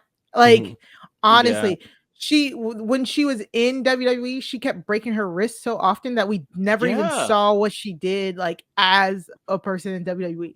So when she got let go, I didn't understand why like some people like really were behind her. I'm like, I haven't seen her do anything, you know. And you're about to say it was the hot mess gimmick, and I feel like even though I hadn't really been closely following, like I kept hearing like, oh, Chelsea Green so great as the hot mess, and she had like the smeared face, the smeared makeup on, and kind of like it was a thing. Never heard of it. So when they said she was coming back, I was like, okay, like I don't get it. So everything that she's done now, like the getting eliminated in 5 seconds at the Rumble, this like every time just tapping him like, excuse me, can I speak to the manager? Confusing Adam Pearce with Adam Pearce like on Raw and SmackDown, not realizing that that's the same person. She's face blind. She has face amnesia. Face amnesia. That is funny to me. Like, and it's actually freaking working because I love when I like when delusional heels can like laugh at themselves and not take themselves too seriously. And I think she's playing that perfectly. I think it's what the Carmella's character kind of was. We talked about it last week with like Reggie, but like Carmella, or with the face when Carmella was protecting her face. Oh, like she was doing a great job, but Chelsea takes it up to like an extra delusional level. And I really like it. And even with her interrupting Sonya Deville talking to Adam Pearce, when Sonya Deville says, "Who is she?" I died because they were both on Tough Enough together. So it's like, oh damn, I forgot about that. Yes, yeah, I was gonna say, and she I think she injured. I think Chelsea also had like either an injured wrist or ankle there too. What do you mean? Oh, I'm Tough Enough. Yeah. Oh yeah. Exactly. So it's just, I thought it was so hilarious. I thought them teaming up was so good. With Liv against Liv and Raquel Rodriguez. So I agree. Like, I didn't understand Chelsea Green coming back in. I didn't understand like why people liked her, but I like what's going on right now. She like Brian said, she is really growing on me, and that's because I have a completely clean slate against her, and I think she's doing a fabulous job of just being a heel that is just, you want to see her get beat. Like, some people take themselves way too seriously. Lacey Evans, like, it's just, I like this lighthearted heelness and being a Karen, and everybody realizing she's a Karen, and Kate thinks bye. Like, I love that, you know. But this is the thing, Mari, like, and I feel like with Chelsea Green, we talked about this with the Rumble, but as she walked out down to the ramp, you knew what her character was because she was just so expressive with it. And then, you know, again, if you're watching the YouTube version, here's a picture of the hot mess Chelsea Green, where like literally it's so self-explanatory with like the lipstick smeared all around the mouth, eye makeup smeared, the tiara that's all like, her hair's all over the place. So like, I feel like her characters are very much like, I don't feel like Chelsea Green shows up to be pretty, even though she knows how obviously to dress like, you know, like she belongs amongst all of the women there and looks like a star, but she really leans into those characters. And like, we need that. We need people who are willing to be the character, be like the butt of the joke. And you know, if she's a jobber for the longest time in this character, I'll take it. Like, Mari, we've talked so much about like, just, we want more like solid heel women who are fun to like watch and don't turn immediately to face, or, you know, they're not in the tweener mode. And Chelsea's filling a good spot. I like that for her. At the very least, it's just like, it's a character that I feel like we haven't had portrayed well since the Iconics. I think given that that their vibe of the goofy heels type thing. So all right, so let's talk about the men's just a little bit. You know, we will be having our Elimination Chamber preview podcast later on this week, so we will go into our picks and all of that in more in depth during that episode. But we did finally get the men's Elimination Chamber match for the U.S. Championship sorted out. So we have Montez Ford, Johnny Gargano, Bronson Reed, the champion, come on, the champion Austin Theory. Oh, come on, you don't like Austin Theory? Seth Rollins and Damian Priest. Calm down. Oh God. This is his pay-per-view. Like, this is his pay-per-view. Like, the way, it's so funny to think about a year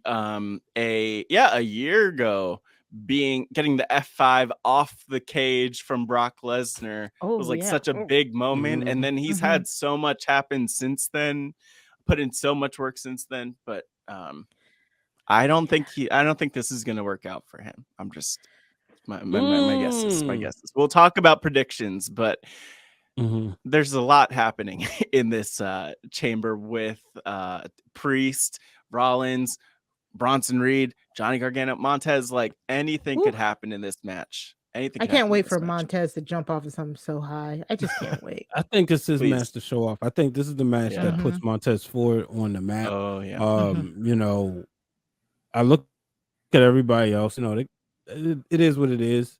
But I think this right here is going to be Montez Ford coming out party for, you know, you're going to have more like, you have more casuals tune into the road to WrestleMania. This is where he shows off. I agree. It's like the Kofi Mania, like Kofi showing off in the Elimination Chamber, like that. So don't be I agree. surprised I if think Austin Theory retains. Oh, go ahead. I'm sorry. no, keep going. No. I was just I was done. Yeah, I said don't be surprised if Austin Theory retains. It's down to him and Montez Ford. Ooh. Yeah, I like that. But then how does Seth get out? Because Seth is so protected. You can, you know, he can get out on a roll up. He's untouchable at this point. True. Yeah, he's just there to make the match go smooth and add, you know, eyeballs to the match. I agree. I mean, especially with like 5 other people there, like there's so much you could do that like gets him out without it being a big deal. And he and specifically with Seth, I mean, he did just have the US championship. Maybe there's a world where he gains it back, but it doesn't feel like that's the direction that Seth's going in. Like I don't know if we need more of that either with him in Theory. So, Brian, while we have you here, let's get your prediction on who wins, and then maybe what you think is going to happen at WrestleMania for the winner. It's tough, but I got to go with Theory. I think it leads to him and John Cena at WrestleMania. Oh, Matt, did you say that? Were you thinking that? I didn't think it. I think there was a rumor or something. I did not make that up. I did not make that up. That would be great. I would like that. I would honestly like that. Yeah. I am notoriously not a fan of Austin Theory, but I think that storyline is really good. Austin Theory with the US Championship, and then like John Cena kind of wanting to come back and take it from him, restore the glory, all of that good stuff. And do the spinner, put the spinners back on it. Okay, that's too funny. I think that's what John Cena wants to do. Yeah, so I like that, and then that makes sense too, because if we're still thinking that Seth might end up tangling with Logan Paul, then that frees Seth up. So yeah, I wouldn't be surprised. I agree with Brian. I wouldn't be surprised if Austin retains, but oh wow, I forgot. I think about it's going to be a good match. Yeah, I forgot about Logan Paul, but I mean, we're not going to go into all of that. I don't even want to. Yeah, we'll talk all about the it possibilities again, but we'll talk more about it. Yeah, I mean, does Logan Paul show up and cost Seth the match? Who knows? But it's cool. I love that WWE like plants seeds and actually grows those seeds. So that's obviously not the last we're seeing of that, of course. Yeah. So let's move right along. Why not? This is okay. Do we care that Ronda is back? Ronda's back, y'all. No, what I care about is that Natty showing up looking like she looks like she has like a bunch of poodles with her, you know, with the little pink hat. And yeah, Ronda and Shayna. I had to look at the belt. I said, is that a Black History color? She don't know. No, that's a cute belt though. Oh my gosh. Yeah, I get like that hat is like her dad's hat or whatever, or it's like like supposed to call memory to her dad's hat. I can't remember if she said it was the actual hat or if it was just like she made it a replica of her. It just doesn't work with everything though, girl. Like she had it on Raw and then she had it on SmackDown. Yeah, she had it on Raw too. It just doesn't go with the outfit. The fit is like really nice, and then you add that hat, and it's just like it brings it down a level. But no, I like it. She does. I can't put my finger on it, but one day I'll figure out. That hat don't make sense with that outfit. I can't but it's so hilarious and it's so natty. Like I love it. Yeah, I love that's it. True. She looks like a character out of like maybe out of Clueless. But I don't know. I'm a fan. So Natty was out here, and again, this is like the kind of weird thing because Natty is again kind of healing it up. You know, she got her nose broken by Shayna a few months ago. She came back. She caused, like she said in this promo, she took the Elimination Chamber spot away from Shayna, and I honestly loved this promo mostly because of Shayna, because Natty calling her a what she call it, bargain bin Ronda Rousey, and then getting the crowd to chant that and then Shayna coming out and like laying out her accolades. I'm like, tell them, Shayna, tell them you ain't new to this. Like again, I am a Shayna Baszler fan, a main roster Shayna Baszler fan. I did not like her in NXT. And I'm with her. I'm mad that people keep comparing her to Ronda Rousey because she's better. She's better than Ronda Rousey. I'm sorry. As a pro wrestler, she is better. So stop it. Stop comparing her to Ronda Rousey. Well, and then Ronda comes out right on cue, you know, and they start beating up Natty, and then Natty is saved by Shotzi. So a whole bunch of people are like, oh, this means that Ronda and Shayna are gonna tag team and they're gonna go for the belts at WrestleMania, which technically makes sense, but that doesn't seem like the story they're telling because Shayna did not seem pleased that Ronda came out. And in the digital exclusive as well, she didn't seem too pleased that Ronda was talking for her. So I'm kind of like, are we really getting them as a team, maybe going for the belts? Are we getting Shayna versus Ronda? If it was me, I would want Shayna versus Ronda. Me too. And this for months. Okay, this for months. I want to see them two go against each other. I think there's so much history right there, so much you can tell with them two. And like you said, Shayna's the better wrestler. Let's see it happen, and then you'll have the crossover appeal because regardless of how people feel about Ronda Rousey, right? She's still gonna bring that main audience, you know, because she was a dominant force on the UFC for years. So people are gonna tune in, and then to hear her going against like her buddy, her 4 horsewomen of the MMA, even if I don't know if her trainer. I don't know if you can call the other 2 4 horsewomen because they aren't as good as those 2. But nonetheless, you know, it would be good to see. So I am for it. I am with Universe Ronda at WrestleMania. That's if you doesn't need the championship, just have them 2 go at it. Yeah, and then what do you gain by adding the belts, like having them fight for the women's belts? It just doesn't. I mean, for me, I don't think it does nothing for me. But like we were saying earlier, they do not have the main roster is begging for other women's tag teams. Like exactly. So that's what I'm saying. It logically makes sense, but the story doesn't make sense. I don't know. Truth be told, they shouldn't have never created NXT women's tag titles. They should have just let the WWE women's tag titles go to all the shows. I agree. And then, if anything, you put them on an NXT tag team, but it's still, you know, that's all. I didn't like the idea when they created, because I remember Bayley and Sasha's thing was, we're going to defend these belts everywhere. Raw, SmackDown, everywhere. Exactly. Right. Yeah. Matt, anything? Yeah, I mean, I just look, I don't feel like Shayna and Ronda, like I'm okay with them as a team, but we've gotten that, you know, it's not that exciting. I definitely don't want to see Shotzi and Natty as a thrown together team, and nothing against either of those performers. And I definitely don't want to see a situation at Mania that turns into like a 4-way women's tag team match or a 3-way women's tag team match. I mean, I don't know.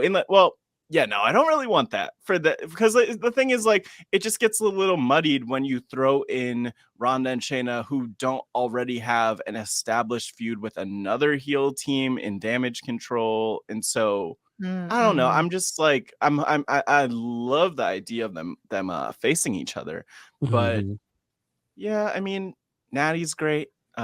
This segment was great. I'm not nervous about where it's going though, because Mari, we've talked about Ronda and Mania actually like probably every single year where we're like, oh, is Ronda gonna show up and then face, you know, Bianca, whoever had the championship, whichever championship at the time. So yeah, I'm okay with whatever they decide to do with this situation.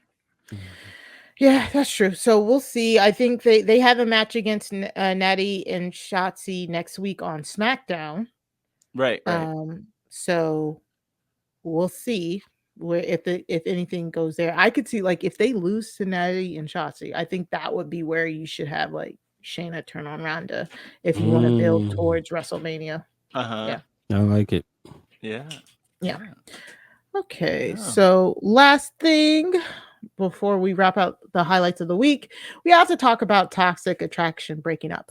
I personally don't care, but this was like a very like main topic, like all up and down the TL.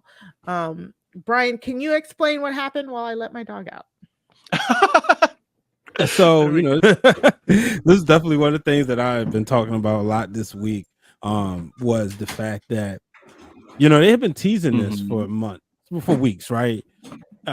Would JC Jane and Gigi Dolin, was it going to work together? Were they going to team up? Yeah. And I knew Roxanne, I felt like she would be able to take advantage of the tension, which she did. I love the fact that when they teased it before it happened, you saw them standing in unison and tease an idea of going after Bayley's Damage Control's tag team titles. They had me convinced. Yeah. Right. And then it was the barbershop scene all over again. Oh no. And if you look at JC Jane, she's dressed just like Shawn Michaels was. All black.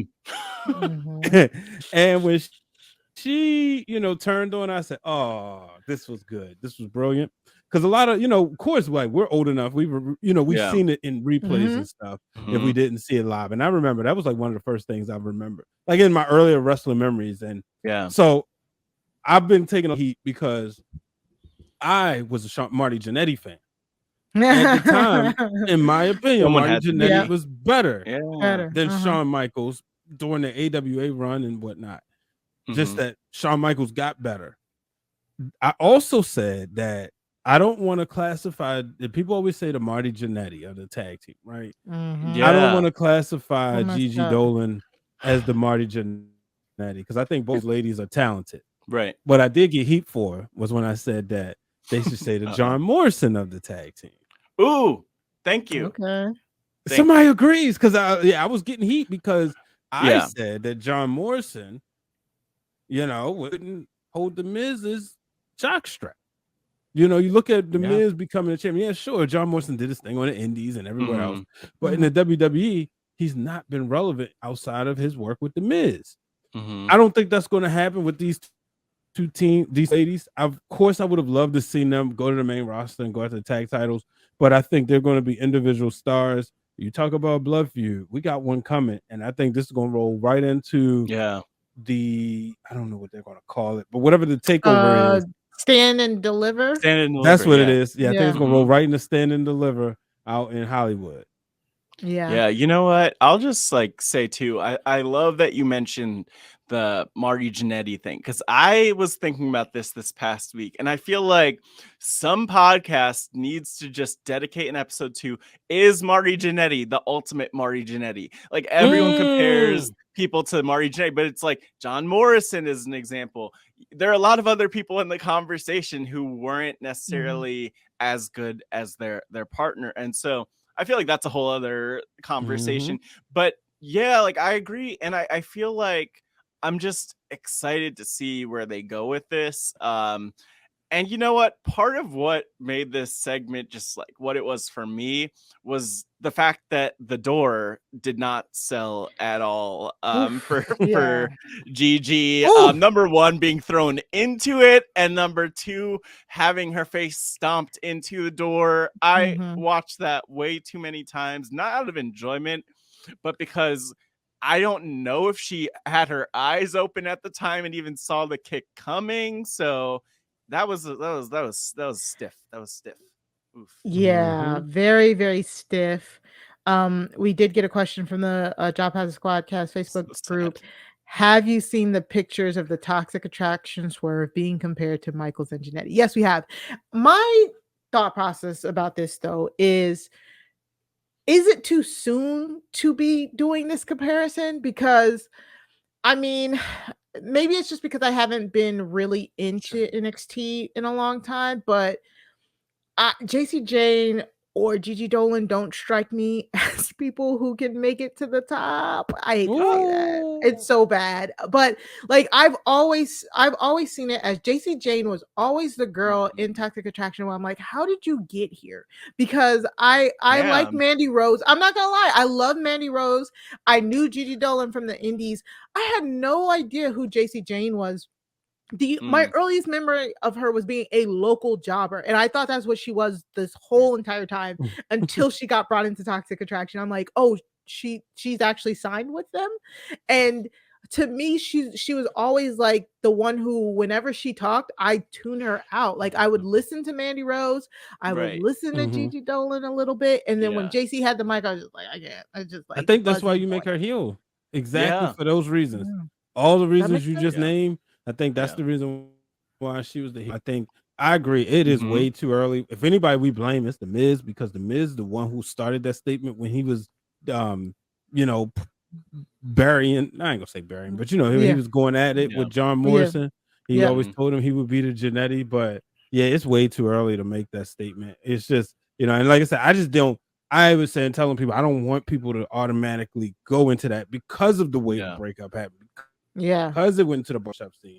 Let's not discredit Gigi Dolin, because like we've seen the work she's done on the indies, and this is gonna be exciting to watch. Though this feud is gonna be exciting to watch.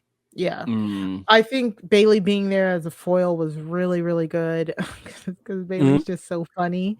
I was like, why is she here? But I actually, I'm kind of sad. I'm not gonna lie, I'm kind of sad that we're not gonna get Toxic Attraction versus Damage Control, because again, we are starving for some actual women's tag teams. I mean, damn. But I agree. I think this is gonna be good. I think I'm gonna try and follow it a little bit more. Definitely, but it was stirring the internet up. People were talking about it, so that's the best thing you can do, like really get people to notice. And I think it was a lot that very, very hard kick to that. Oof. Man, I would love to see her. And you know what? Maybe Gigi's posts on social media, but I would love to see what her face looked like after that, because that did not. Oh yeah, she posted it on her Instagram. Woo! No, damn. Yeah, there was a boot print there. So, damn. Okay. But you know what? I'll also say just about this segment beyond the breakup. I thought that they were, again, like stiff is the word that came to mind for me watching this, because they were definitely taking like some. It felt like they were taking like stiff shots that were like obviously not a shoot, but like. The fact that they were talking like just the comments they're making were not PG comments toward each other. And you know what? I'm glad that we got that, especially while they were still kind of friends. And I'm just also looking for this picture from Instagram and pulling this up because this is wild right over here. The bruise on her. You found it because I was looking for it for you. I had it on. Nasty. So we ran that on Fan Club. She said her caption, "Trauma is the ultimate killer." Damn, it's traumatic to have your face kicked in. Ow. Yeah. Ow. Yeah, big ow. Yeah. Just final thoughts. I think the best thing that they did in the segment was the swerve of like them coming out, being mad at each other. The thought of them getting back together and then sort of them breaking up again. I thought that was the best layout of it. That really had me gagged.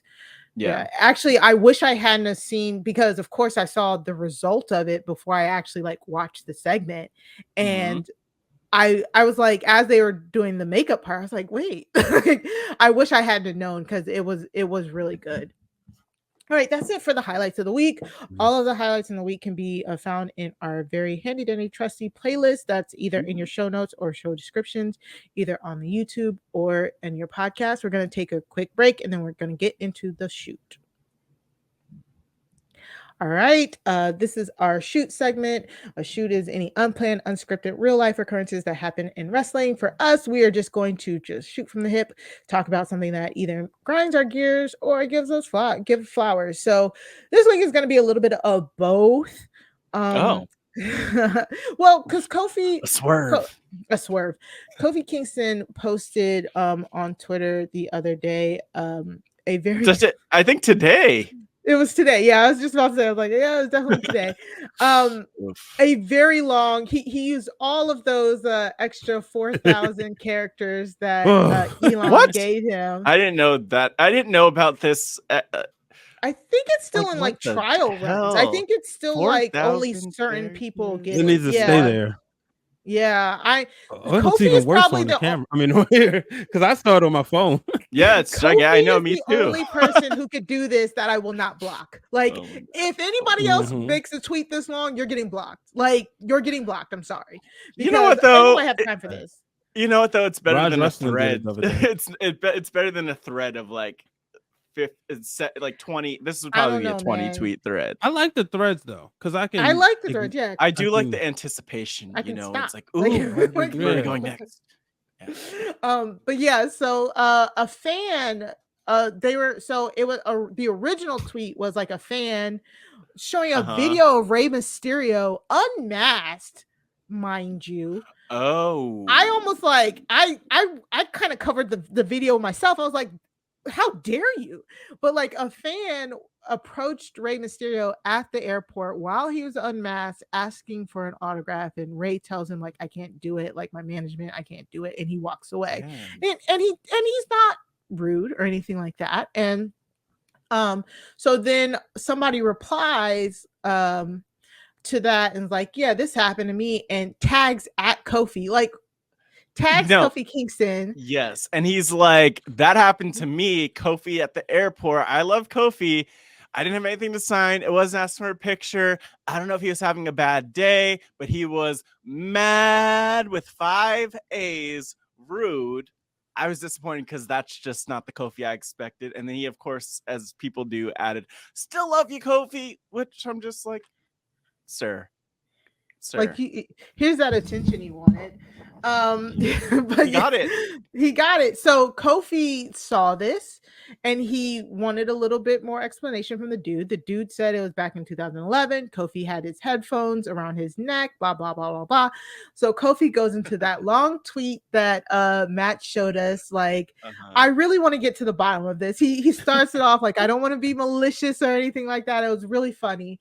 But he's like, Kofi goes into all of the reasons that he doesn't think it was him at all, which was, again, it's funny. I was like, Kofi, are you trying to use every character? Because I don't know. I feel like this could have been said very succinctly, but Kofi goes through all of these things. And at the very end, he's like, have you considered that the person you think you ran into at the airport wasn't me? And that it was just some other dude that you called Kofi Kingston? And he was annoyed that he was called another name, and maybe that's why when he said that part, I was done. I know like, that is probably exactly what happened. My guy was like, I don't drink coffee. I don't wear my head around my neck because I don't like the way it feels. And I was like, yo, he going in, like he giving me all the reasons, like, and then the dude wouldn't even give up. That was the funny part. Like, yo, just give up. You lost. Take this L. Exactly. all of that aside, wrestlers do not owe you anything. You know what I'm saying? Like, wrestlers do not owe you anything outside of like a paid gig. You know what I'm saying? Like, I've been fortunate in like I've met wrestlers in most random ass places. We walked down the corridor with we walked down the stairs with Corey Graves after one of the DC shows. I want to say it was SmackDown 1000. We ended up in the same stairwell as Corey Graves. Wow. Yeah. And just said, hey, great show tonight, Corey, whatever. You know, who did we see? Oh, we saw after rest his soul. John Huber. We saw him after when we were in New Orleans after the takeover in New Orleans, and he was walking, he was saying hi to people, and everybody was like, oh, Bludgeon Brothers, blah blah blah, whatever. Like, I've been fortunate to just bump into wrestlers sometimes. Yeah, right. I just say hi and keep it moving. If they don't say anything, if they don't want to talk, cool. Do I stand outside of their hotels? No. Do I wake up at 3 a.m. to stay at the airports and try to accost them? No. like that is not their place to make you feel comfortable in a situation that they don't need to be performing in. You know what I'm saying? Like these are still people. They still have regular lives. There's a reason why there's designated meet and greets and stuff you can pay for, because that's when they are expected to be on. Nobody wants to be on all the time, you know? So the audacity of being like, even if that was Kofi at the airport and he might not have acknowledged you saying that he was great, who cares? You know what I'm saying? Like, it's just, it annoys the absolute hell out of me how entitled people can be about celebrities or wrestlers or whatever. Like, it's just dumb. And you know what? Like, number one, the fact that this person felt the need to tweet this, and I appreciate Kofi responding in so much detail, because the thing is, it's like, that's your reputation. Like, if we look there, you could look at probably a number of wrestlers, but like I always think of Sasha Banks, aka Mercedes Moné, of course, for just having that follow her in terms of people being like, she was rude. And that's a whole other side note, because like the women's wrestlers face so much stuff in the stories I've heard about things they faced in their hotels, in their hotel rooms, with people knocking at the door, all sorts of things like that. So the creepiness is there. But I will say this specifically, that this story from Kofi reminds me of an experience I had in August 2016, maybe.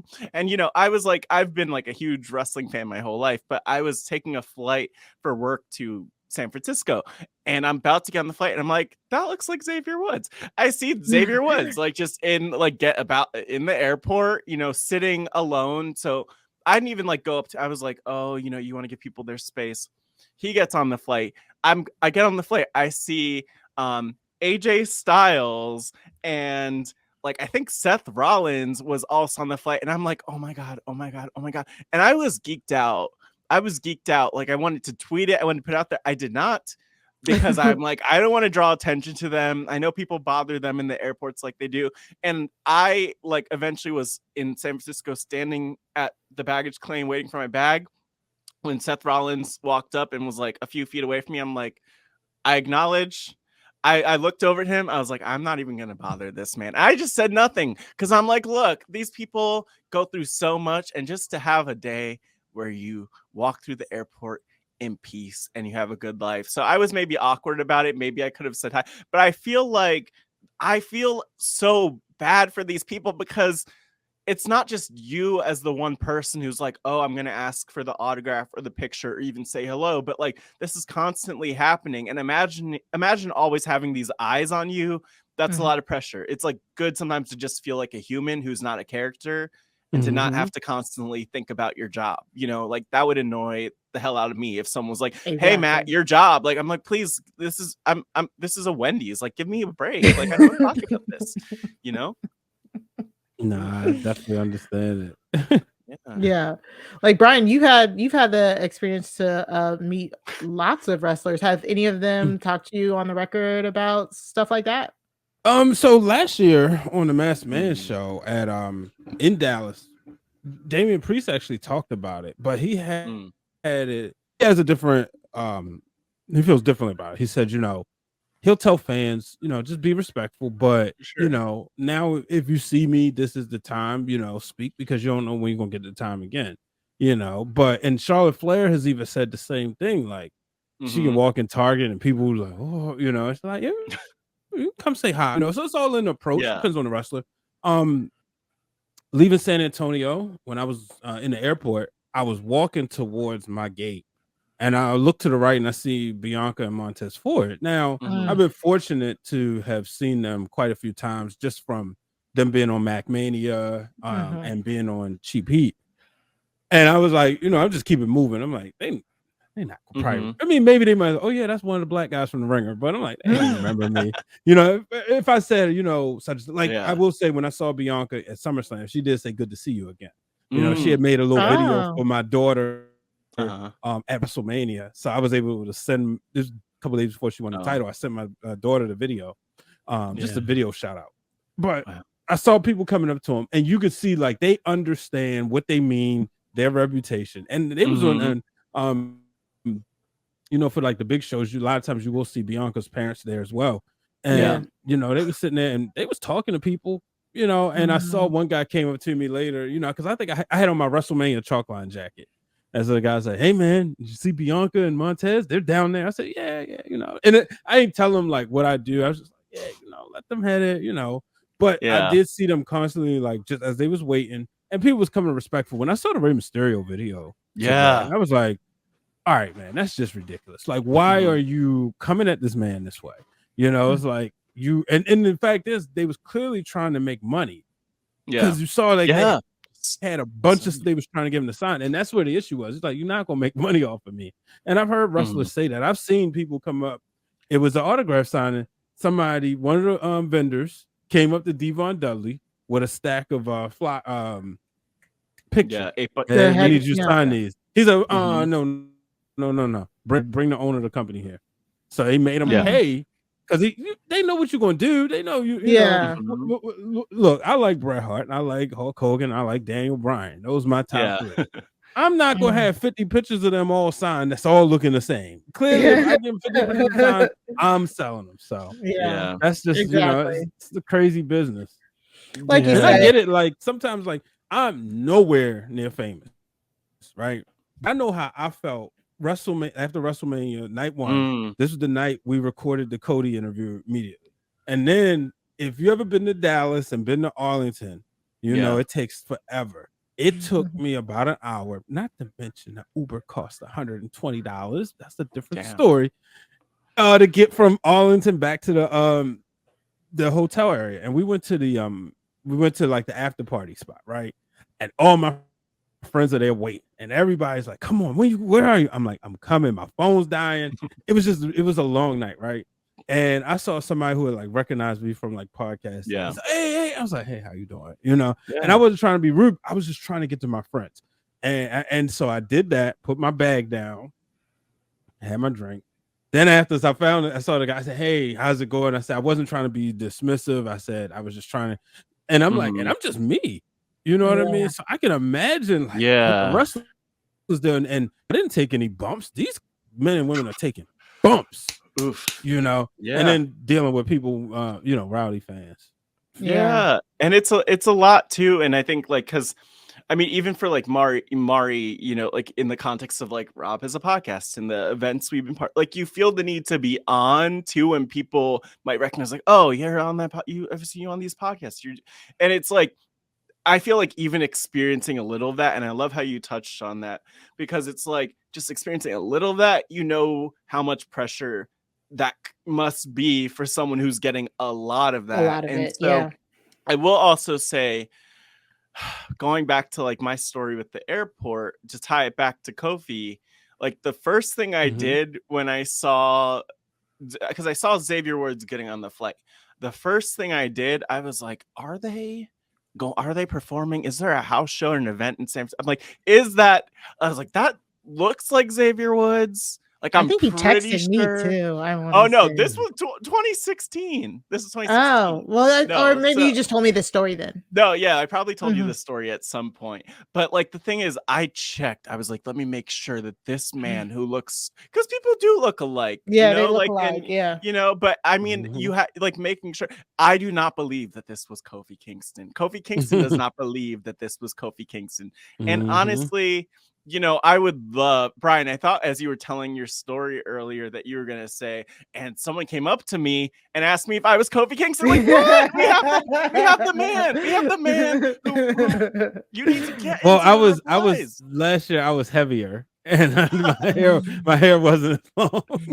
I'm just, well, honestly, people said this was 20. I think they said, did they say 2011? He said 2011. Yeah. 2011. Oh my God. So he's been holding on to this for years.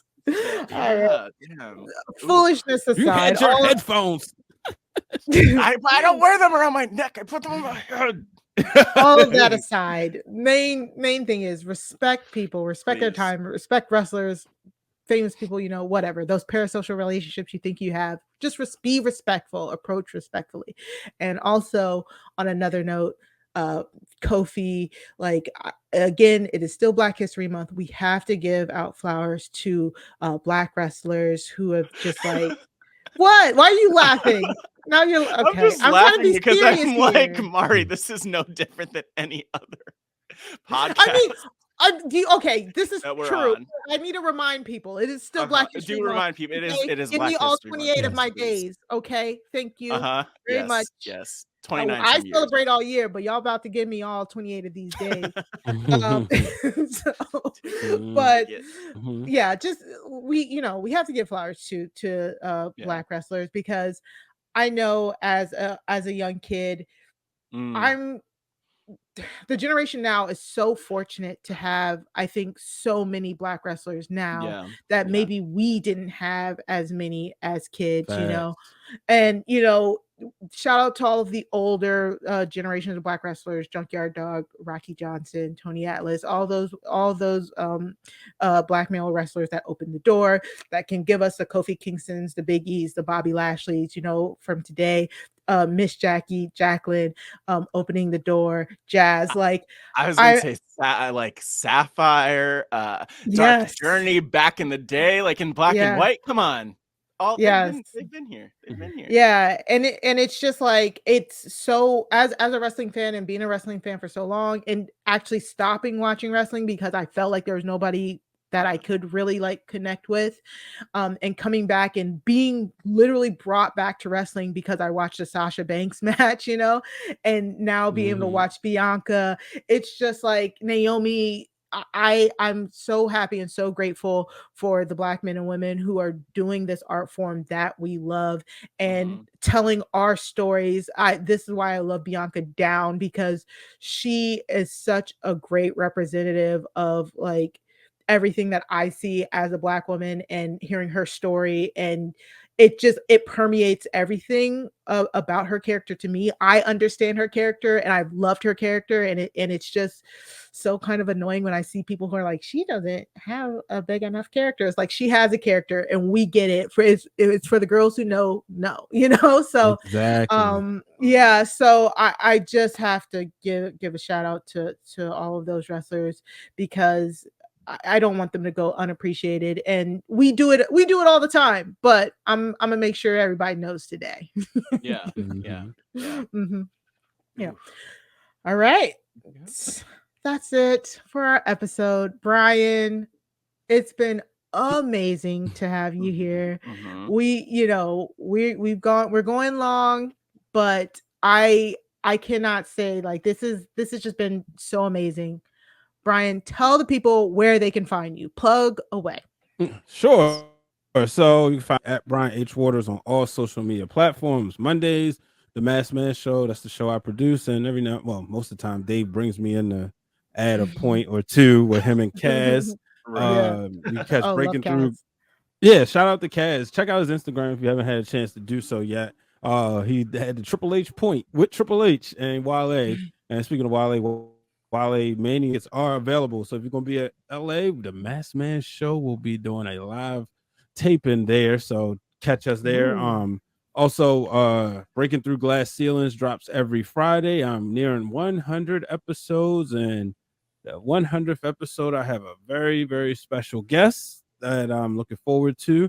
So y'all make sure y'all check that out. That is the podcast where people come in, share their stories, their journeys of success. So y'all be on the lookout for a call.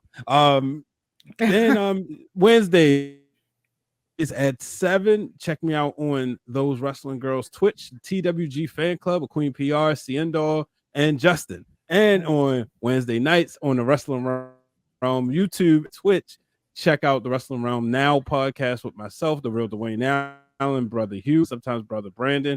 So, and then check out our Patreon, check out our website coming soon, www.wrestlingrealm.com. You can get the Proud Wrestling Fan shirt and others. Nice. And that is it. Yes. We love a shout out to Ben and Cal. How did I forget my two co-hosts from Wednesday Worldwide? Shout out. It was implied. Shout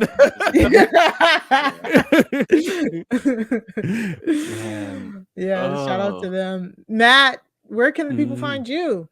The people could find me at Matt Scott GW. The GW, at least today, stands for Good Wrestling. So Matt Scott GW on all platforms, and I have some other podcasting coming up. So of course you can find me here on the Wrestling RHAPup, but each and every week, at least for the next few weeks until I have a little bit of a break, I will be doing the show Pod Friends, which is my show on the Rob Has a Podcast network, interviewing people within this community or related to this community. And it's really cool because I actually just did an interview with Kevin Jacobs, winner of Big Brother Canada 10. And I've started out that interview admitting that I do not watch Big Brother Canada, which was a lot of fun. So see how that turned out. And maybe that was the shortest interview I ever done. Maybe he was offended and just stormed off the podcast. It was just me talking to myself for 2 hours. Who knows? But that was really fun to talk with Kevin about his life and all the things. And you could find that at robhasawebsite.com/podfriendsfeed. Just search Pod Friends on all podcast platforms and subscribe to the show. Other than that, I will also be on the podcast network Silent Podcasts, you know, Mari, as we do, talking about even more reality TV in terms of Big Brother 8, which I think came out in, I want to say 2017 or not 2007. Sorry, not 2017. Correction. But so talking about Big Brother 8 from 2017, recapping that show. 2007. Wait, I can't. It's fine. It's fine. It's fine. Wrestling. We know what you're talking about. Yeah. It's late. But anyway, yeah, who knows? I probably messed it up again. But anyway, it's cool to kind of go back and talk with some folks about that, just reminiscing, seeing how we think about the characters, because it was a bizarre show. More bizarre than a lot of the pro wrestling that we watch. Reality TV was weird back then. So again, you could follow along and check that out. And anything else I'm up to on Twitter at MattScottGW. But Mari, where can the people find you? Okay, so each and every week, me and Sarah Carradine bring you True Crime Tuesdays to RHAP with the Crime Scene podcast, where we watch true crime properties and we put them under the magnifying glass to tell you if you should watch them as well. So this week coming up, we watch Stolen Youth. It's a 3-part docuseries on Hulu about the Sarah Lawrence cult. It was wild. So go watch that on Hulu and then listen to us on Tuesday, talk about it with an amazing guest. Katie from Date with Dateline joined us to talk about this very wild case. It's a very wild case about a man who crashes on his daughter's couch in college, of like her college like dorm, and ends up starting a cult with like 5 of her friends. It is, and it's like a 10-year long cult. It's wild. It is the wild. Ryan, you look terrified. Yes. It is one of the wildest docuseries we've talked about in a very long time, and it was very good. So definitely go check that out on Hulu. Then you can go to Crime Scene Podcast. You can subscribe by going to robhasawebsite.com/crime feed to subscribe there, to listen to me and Sarah. I also was a guest on the 90 Day Fiance podcast this past week with Puya Zambakili, aka PZV. We talked about 90 Day Fiance The Other Way, episode 2. This is shaping up to be a very good season. So definitely go check that out by going to robhasawebsite.com/90 Day Fiance. Me and Puya had a blast talking about the hot mess that is 90 Day Fiance. And finally, if you want to know what I'm doing, just follow me on Twitter at Mari Talks Too Much. That's 2 like the number 2. I will post everything that I'm doing on there. So just go follow me there. And then of course, every week, me and Matt Scott bring you the highlights of the week in wrestling. So please subscribe to the Wrestling RHAPup podcast. If you haven't already, you can go and subscribe by going to robhasawebsite.com/wrestling feed. You can also send us any long form email questions by sending them to wrestling@robhasawebsite.com. Follow us on Twitter at Wrestling RHAPup. That's at Wrestling RHAPUP. And of course, follow our official Facebook group, the Job Has a Squadcast Facebook group. That's where we source most of our questions. Shout out to everybody at Job Has a Squadcast. We love talking to you guys in that group.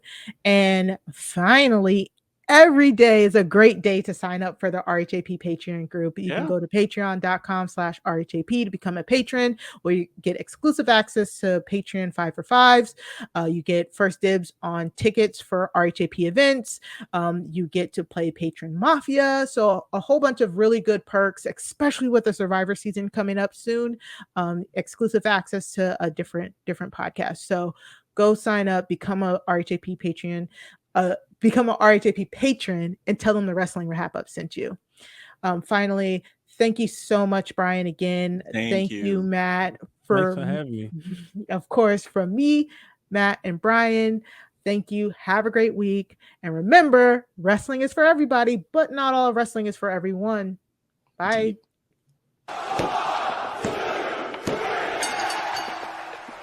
Throw 'em up, lay it down just like Matt and Mari.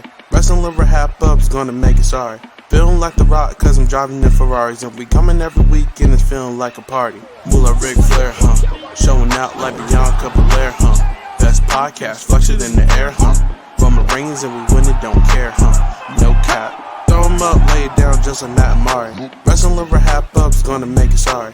Feeling like The Rock cause I'm driving in Ferraris. And we coming every week and it's feeling like a party.